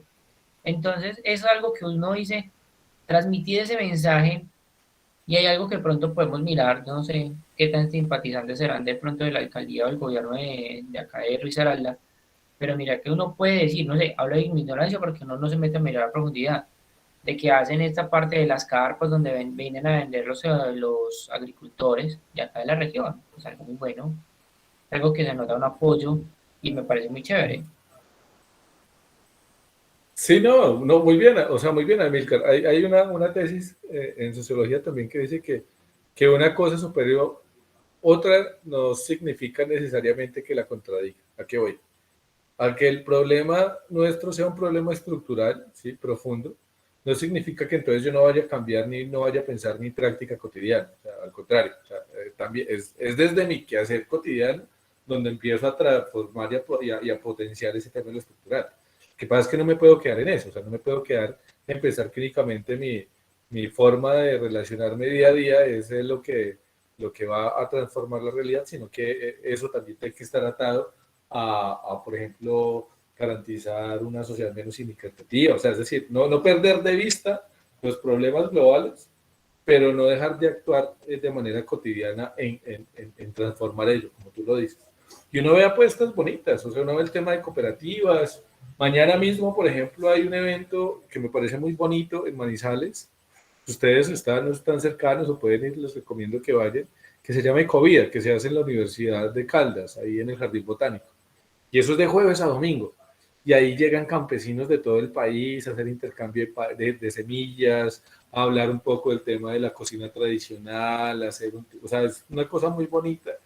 Y, y así como eso, ve uno cosas en todas partes, y en todas partes apuestas de ese tipo, el tema de las cooperativas campesinas que están tomando ciertas formas para digamos, beneficiarse directamente a ellos y quitarle un poco de espacio a los intermediarios, que son usualmente los que se quedan como con la mayoría. Pues ahí hay cosas que están, o sea, es que eso, cuando uno dice, no, es que Colombia es un país inviable, pues está diciendo como que apague y vámonos, y yo no creo eso, sí, yo no creo eso, o sea, hay unas situaciones históricas que nos han generado que, por ejemplo, seamos un país sumamente violento, que tengamos pues esas cifras de homicidios y demás, que están ahí, que son ciertas, que se pueden medir de alguna manera. Pero eso no es solamente en nuestro país. Es decir, es como cuando uno va a cualquier país y dicen Colombia y dicen narcotráfico y prostitución. Son flagelos que tenemos, pero eso no nos define como país. No es lo único que nos puede construir a nuestro país. porque son muchas cosas que tenemos aquí. Tampoco es el fútbol, es Sí, por es lo visto. cierto. Pero, Pero sino que, dime, un Amílcar. ejemplo, yo digo que la historia no se puede olvidar porque realmente es de ahí donde nosotros surgimos y quedamos el presente. Pero no estoy de acuerdo, no sé, de pronto pensarán errado, estoy pensando errado, en qué tema de que tanta se le alabe tanto, un ejemplo, Pablo Escobar, que la serie, que la novela, que la película, que yo no sé qué, que los cantantes, que la camiseta, que todo eso, venga, eso es algo que realmente no es de demostrar, eso es algo que da tristeza.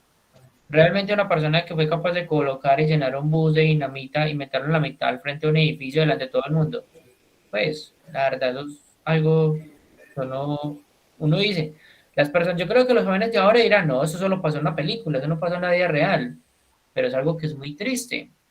¿Cómo es que la vida para esa persona era tan insignificante que él solamente decía, máteme a todo policía que vea? Venga, ¿qué es eso? Realmente lo que se está viendo en estos momentos en ciertas zonas del país. Ya realmente usted para poder salir de viaje, ya son uno de los que venga, vamos a mirar las noticias a ver qué ha pasado.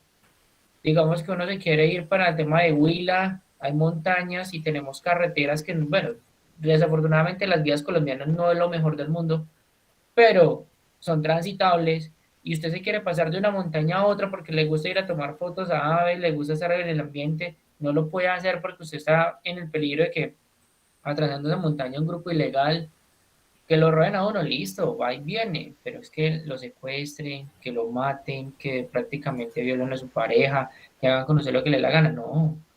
Son cosas que uno se coloca como que, venga, triste por un lado, pero porque, porque no miramos y poder no cambiar lo que usted está diciendo ahora, que dice que la violencia es la solución como de algo político, creo que más o menos lo cogí así. Entonces, la verdad, lo que usted dice es cierto, profe. Yo no estoy de acuerdo en una solución agresiva porque pues, la agresividad va a generar mucha más violencia. Entonces, ya conocemos la historia, miremos cómo lo hacemos diferente. Sí, no, muchas gracias, Amílcar. Y de hecho, creo que este tipo de seminarios son precisamente para eso, o sea, para reconocer cuáles son o sea, cuando hablamos de la crisis política de Colombia, es cuáles son las causas de esas crisis que nosotros tenemos, que parecen que no cesan, pero entonces reconocer eso, pues me permite a mí también configurar una idea diferente de quiénes son mis héroes. O sea, yo no puedo decir que quiero, o sea, que digo, que quiero construir otro proyecto de nación y mantengo con camisetas de Pablo Escobar y termino generando una imagen de él heroica, cuando él es una de las causas de la crisis del país. Y cuando él, no él como persona, sino él como flagelo de narcotráfico, porque también hay que decir que cuando uno lo mira desde lo histórico, yo por eso trato de no usar muchos nombres, no porque no los recuerdo, yo podría decir nombres desde, no sé, desde Olaya Herrera hasta Duque, creo que es casi todos los nombres de los presidentes. Pero si uno se pone así, parece que termina uno individualizando el problema. Es decir, si yo digo que capturaron a alias Otoniel, por ejemplo, entonces parece que Otoniel fue el problema de la violencia en Colombia y no es él. Él hace parte él tal vez sintetiza ese problema, pero a él lo pueden matar, meter a la cárcel, extraditar, lo que sea, y el narcotráfico y el paramilitarismo o las GAO, que son ahorita grupos armados organizados, van a seguir existiendo. Entonces, cuando uno dice el tema de Pablo Escobar, es tratar de no pensar que fue él, sino eso que él representaba, que es el tema del narcotráfico, que es el poder desde lo ilegal, es el tema de la violencia como forma de terminarlo todo. ¿Sí? Y ahí está ese tema, cuando entonces él vuelve a hacer novelas, películas, documentales, pues hay que hacerlo, o sea, pero hay que hacerlo como memoria de algo que no puede pasar y no como suele suceder, como si se enalteciera. Pero, ay, es que yo quiero ser como Pablo Escobar de Grandiosa, por favor. Lo que queremos es mostrarlo para evitar que eso siga así y podamos construir otro proyecto. O sea, eso, digamos que esto no es como, ya termino y te doy la palabra, Milka. O sea, estos espacios no son como para que no, aquí no hay nada que hacer, este país es inviable, pero menos para terminar enalteciendo las causas de lo que nos ha generado esa violencia. Eso sí que no, o sea, tenemos que mirar cómo transitamos hacia otra realidad, que lo que tú decías, Amilcar, me parece fundamental y es que hasta en nuestra cotidianidad está. O sea, nosotros odiamos, estamos con problemas y en vez del diálogo tenemos es la grosería, la brusquedad, o guardamos, ¿sí? Guardamos y terminamos estallando de otra manera. Y eso también nos muestra que una sociedad muy neurótica, que tenemos que ir como cambiando. Amílcar, por favor. Profe, sino que, pues la verdad, yo la verdad veo muchas noticias y me gusta mucho estar enterado en casi de lo que sucede en el país. Y uno ve que realmente los noticieros o todo el tema de información masivo es más enfocado a algo como comercial. Realmente uno solamente ve que la publicación del Twitter de tal persona política, que tal persona hizo esto, que se cayó la vicepresidenta hace tiempo y eso pues salió por todos lados, pero uno ve muy pocas noticias que replican como la colombiana que participó en tema de el envío a Marte, de varios colombianos premiados, por lo que tengo conocimiento hay un colombiano en National Geographic que también fue premiado, el deporte, sí, también, pero es que en ocasiones uno ve que eso es muy poco, que es lo que deberían de mostrar más a comparación de lo otro. Pues para mí va y viene que una persona se cayó, y esto está bien, que lo vamos a hacer, continúe. Y yo soy más de eso, yo la verdad, una noticia, si uno dice esto no sirve, entonces uno dice, venga, a lo último uno mira este medio y uno dice, venga, este medio se volvió amarillista, esto no le ve, realmente uno para ver noticias uno se coloca a mirar, los tiene todas porque hay que consultar todas las fuentes, pero uno dice, venga, yo a esto no, ya no le presto casi atención, entonces, no sé, lo veo de esa manera, como si fuera algo más populista, creo que es la palabra, o, o mercadeo, la verdad.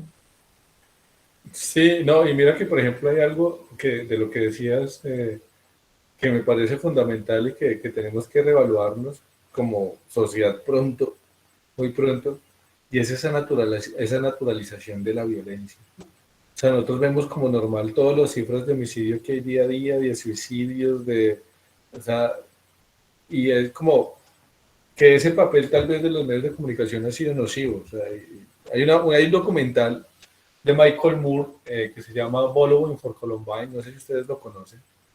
¿De pronto lo conoce Amílcar o alguien ha escuchado ese documental? No, profe, la verdad, con el nombre no. Se lo recomiendo mucho. Es un documental de los 90 que es que Michael Moore lo que hace es analizar todo ese tema. Hay una masacre que es la masacre de Columbine, que hoy son muy populares en Estados Unidos, lamentablemente. ¿Qué es eso? Que llega el chico al colegio, llega y coge un arma y mata a un montón de gente. Eso pasó en los 90. Y él se pone en la tarea de averiguar cuál es la causa de que un estudiante, de que un chico de colegio haga eso. Y él hace un análisis de entrevistar a gente cercana, porque incluso le echan la culpa a Marilyn Manson sobre eso, que él estaba escuchando música de Marilyn Manson antes de ir a matar a todo el mundo. Y él va y entrevista a Marilyn Manson. O sea, es un ejercicio, pues, como, hasta para, se lo recomiendo hasta para metodología de la investigación, porque creo que es una investigación muy juiciosa. Y les voy a hacer el spoiler del documental. Él se da cuenta que hoy dicen que, por ejemplo, que el acceso a las armas, bueno, muchas cosas hay. Y él se da cuenta que el problema está en la transmisión de la violencia en los medios de comunicación. Es decir, que hay tanta carga de violencia, que hay tanta, digamos, como sobreexposición a la violencia todo el tiempo por la televisión y por diferentes medios, que hace que eso se vuelva como una forma de pensar, de dirimir conflictos, ¿sí? Entonces un pelado que llega y termina guardándose por bullying, muchas situaciones de maltrato, termina acumulando, en un momento estalla haciendo eso, ¿sí? ¿Qué es lo que nos pasa aquí con Satanás, con lo de la masacre del Poseto?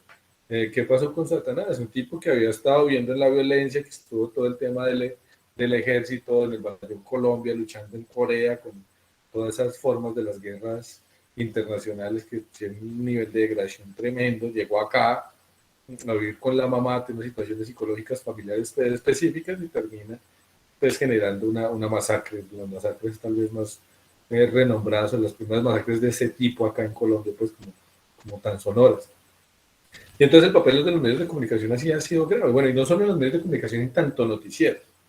porque hay también una lectura, que es que no son las noticias, son los programas también, las telenovelas, las películas, o sea, lo que nosotros producimos, también nos está indicando una, digamos, una realidad que no es la, porque de alguna manera, cuando un extranjero llega y dice, ay, Colombia, narcotráfico, prostitución, pero pues si uno ve que lo que llega al extranjero son telenovelas y películas sobre narcotráfico y prostitución, o sobre venganza, pues la imagen que tiene el país es eso, ¿sí? O sea, es eso. Y ahí hay también una responsabilidad de los medios de comunicación. Bueno, mira, pero propone otra cosa, es la historia del deportista, pero haz la historia de un músico y hace la de Diomedes Díaz, o sea, por favor. La idea no es que porque nos saque, o sea, no todos los artistas colombianos han estado pues llenos de drogas y alcohol para proponer eso, o sea, que tenemos grandes compositores de todos los géneros, ¿sí? Es más, una telenovela de Shakira, no sé si se ha hecho, hace falta, o sea, de gente que también es destacada en el país y que de alguna manera tiene una distancia con esas realidades, pero como eso es lo que a lo que nos exponen es eso, entonces nosotros prendemos el noticiero y es masacre en tal lado, homicidio en tal lado, suicidio en tal lado, tal cartel, tal cosa, y uno dice, bueno, pero esto es lo único que pasa en Colombia, no es negarlo, porque obviamente tampoco es cerrar los ojos a nuestra realidad, pero también mostrarlo de manera, digamos, más compleja, más amplia, ¿sí? Y mirar, en historia hay algo que llama el ocultamiento y es cada vez que tú desocultas algo, o sea, cada vez que tú dices algo en la historia estás ocultando a otra cosa. Creo que los medios de comunicación sí deberían ser más prudentes, más sensatos en ese sentido y es tratar de mostrar como más esa complejidad nuestra, porque han tenido un papel muy negativo hasta cierto punto. Y claro, cuando uno mira, y es que no hay una independencia real de los medios, sino que hay ciertos intereses de fondo, pues ya sabe uno que hay mucha desconfianza en cómo se propone y se construye eso. Me preguntan a mí, yo hasta le creo más a los programas de humor, a los noticieros como tipo parodia, que los noticieros en sí mismos, porque a veces veo muchas como intencionalidades de fondo. Y para volver al tema, sí, o sea, no sirve, o sea, no podemos proponer un país donde Pablo Escobar o Gacha o todas estas figuras sean referentes de autoridad, o sea, ser referentes de futuro, ¿sí? Sino todo lo contrario, sean referentes de cómo no debemos, de qué no debemos hacer. Lo mismo con el tema de la insurgencia, lo mismo con todos los grupos paramilitares. O sea, eso no puede ser, digamos, como una opción de vida, como un proyecto de vida. Y lamentablemente sí. O sea, uno habla, yo soy docente en colegio y además un colegio en una zona como una comuna popular para los chicos, ellos, o sea, es una meta, ¿sí? Y no es tan gracioso porque su realidad también les dice que sí puede ser, sí que están dentro de ello, pues como hay dinero de alguna manera fácil y cantidades y por la vía de lo legal no se va, pues fácilmente terminan pues cooptados hacia ese lado.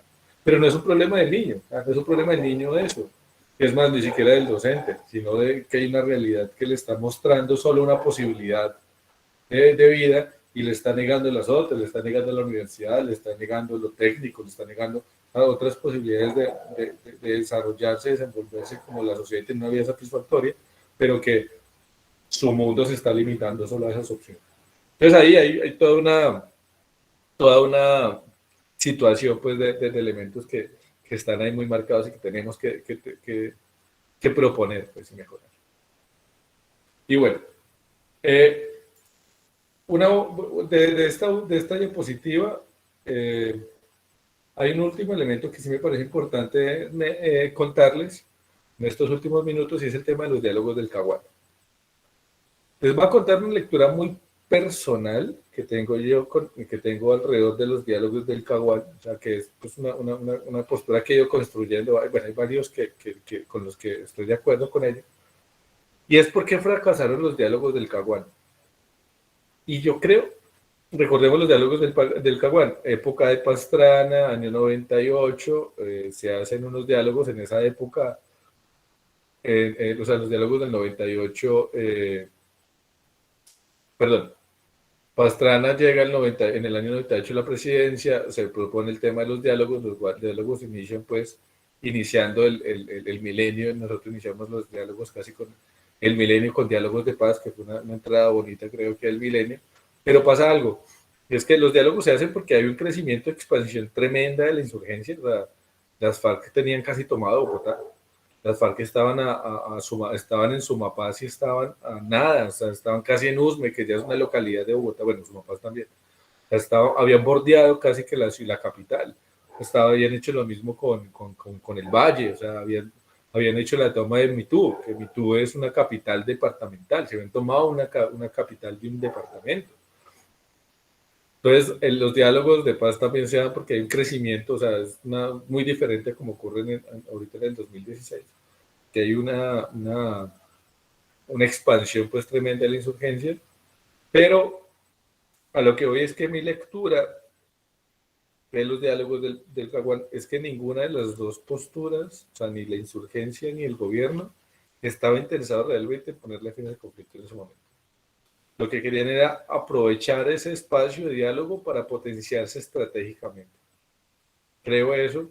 Creo que, por ejemplo, no es gratuito que mientras se generaban los diálogos del Caguán se hizo una reingeniería militar en el ejército colombiano, que aparece pues todo el tema de lo que es el Plan Colombia, que es un plan contra el narcotráfico, pero que gran parte de ese plan incluye el tema de la lucha insurgente y una inyección tremenda al tema de aumentar el pie de fuerza y el ejército. Pero además de eso hay una reingeniería también de la insurgencia pensándose en cómo se acercan más a los cascos urbanos, crean un partido que es el movimiento bolivariano clandestino, si no estoy mal. O sea, si uno lo mira en ambas partes, no hay intención de ello. ¿Qué es lo que hacen entonces los diálogos del Caguán? Que cada uno como que es una especie de armisticio más bien, pero no sé si estoy especulando mucho ahí, donde tanto las FARC como el gobierno de Colombia se encuentran, pero se encuentran para medirse el aceite y ir calentando motores para un nuevo momento de la guerra en Colombia. Los diálogos del Caguán efectivamente fracasan y llega Uribe. Y Uribe, pues es digamos, una materia de análisis más compleja porque tiene, digamos, puntos a rescatar desde la perspectiva de lo que dicen de arrinconar a los grupos insurgentes, o sea, de alguna manera toda esa lógica de fortalecimiento de lo militar empieza a generar efectivamente bajas en la insurgencia, al tema de hacer un control, pues, digamos, efectivo de zonas, de disminuir los frentes. Pero si uno mira al otro lado, está todo el tema de los falsos positivos, o sea, el tema de la persecución a la sociedad civil, el tema de la militarización de la vida social, el tema del asesinato de dirigentes estudiantiles, sociales. O sea, la época de estos años, de esos 8 años de ese que llaman Uribe 1 y 2, son difíciles, porque finalmente está un tema del control. O sea, si uno lo mira en términos militares estrictamente, que es el atacar una política contrainsurgente fuerte, pues efectivo, ¿sí? Pero si uno no mira el impacto colateral, el impacto colateral de eso es tremendo. Pero además de eso, ¿quiénes son los que terminan beneficiándose de eso? La sociedad colombiana no sabe. Porque ahí pues finalmente tiene intereses de empresarios más bien, de terratenientes, el tema, por ejemplo, de la ocupación de tierras, el tema del desplazamiento es una cosa tremenda. O sea, tienen que leer el Bastallán, que es un texto institucional más bien, al mirar pues que esos claroscuros de la época de Uribe son terribles y que además vamos a lo fundamental para mí, es que no se está atacando, o sea, no se está atacando, es como dicen los abuelos, de buscar la fiebre en las cobijas. Y válgalo, si vale decir eso para una cosa tan tremenda como la violencia en Colombia, y es pensar que el problema de Colombia es los grupos armados y no lo que origina esos grupos. O sea, es decir, el problema en Colombia es Otoniel. No, Otoniel es el resultado del problema en Colombia. Por eso no me gusta tanto decir nombre, porque uno cree como que ese nombre. Entonces, el problema en Colombia, vuelvo al otro lado, lo digo como para poner paralelos, ¿no? Entonces, el problema en Colombia es Uribe, el problema en Colombia es Uribe, ¿no? Hay una forma en la que hemos construido nuestro proyecto de nación que hace que se generen ciertas tendencias y estructuras políticas que hace que estemos siempre como en extremos y no podamos buscar, digamos, dentro de la diferencia puntos medios. O sea, porque parece que fueran extremos irreconciliables cuando no está mal. O sea, la contradicción y el conflicto no son necesariamente malos, no son negativos.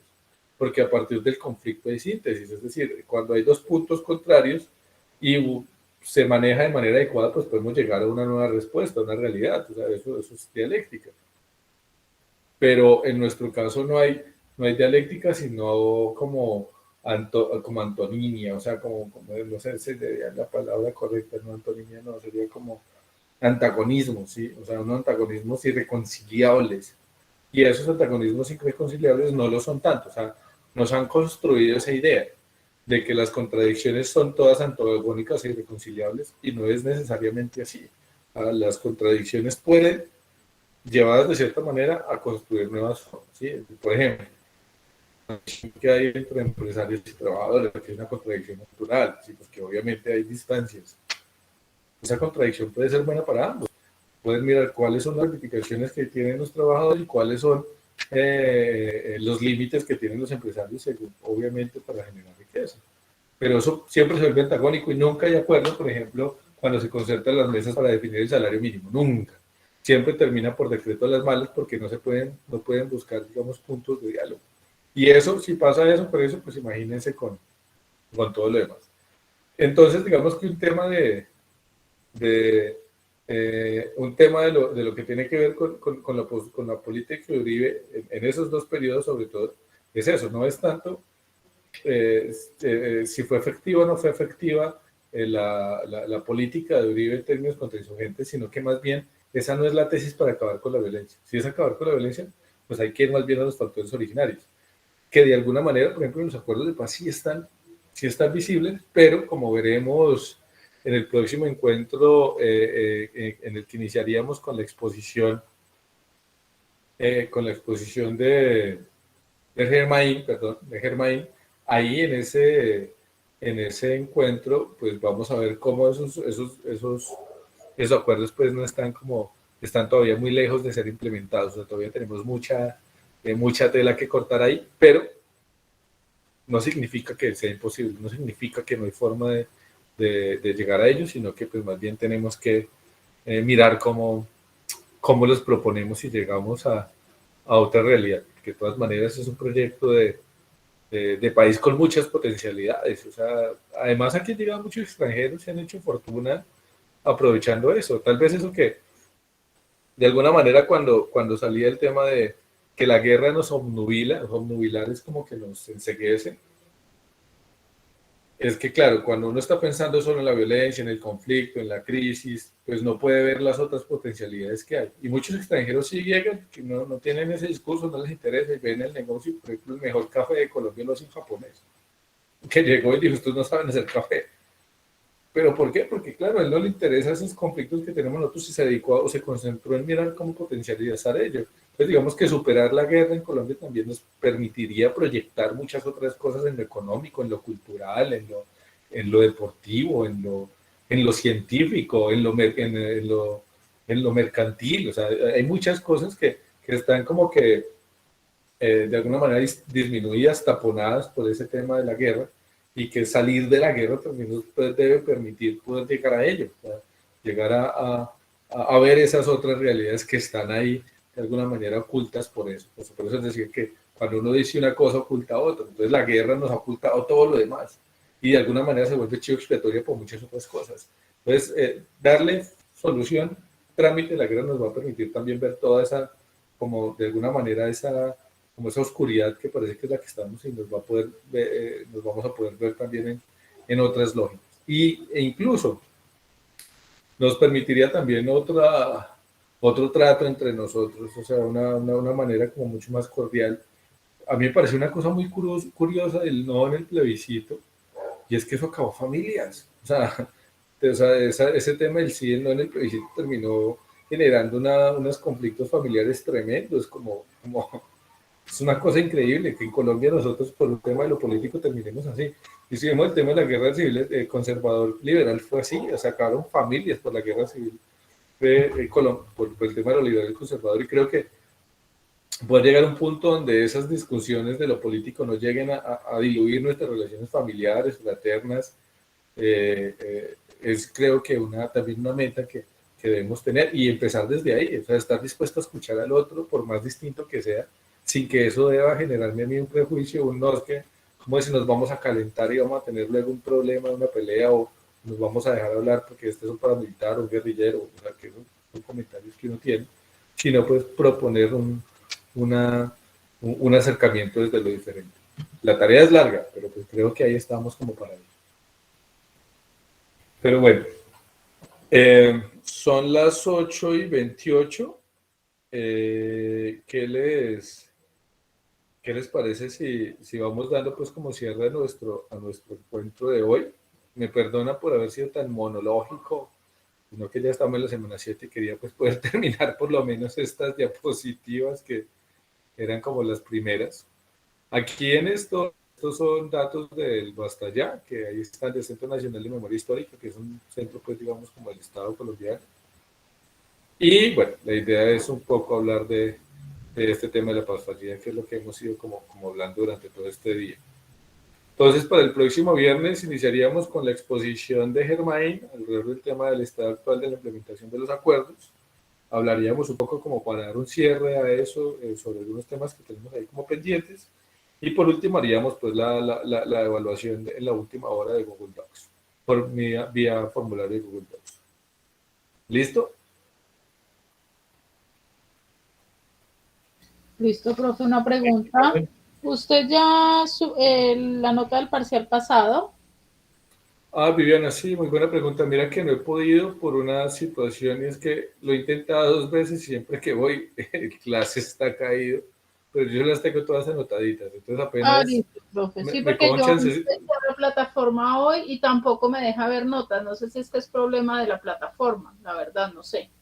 Sí, casi todas las notas de la primera yo las había subido, pero sí, está cayéndose mucho. De hecho, voy a ver si mañana voy un momentico a la universidad a preguntar si es algo, o bueno, o si no, de aquí al domingo, si está bien, la subiría.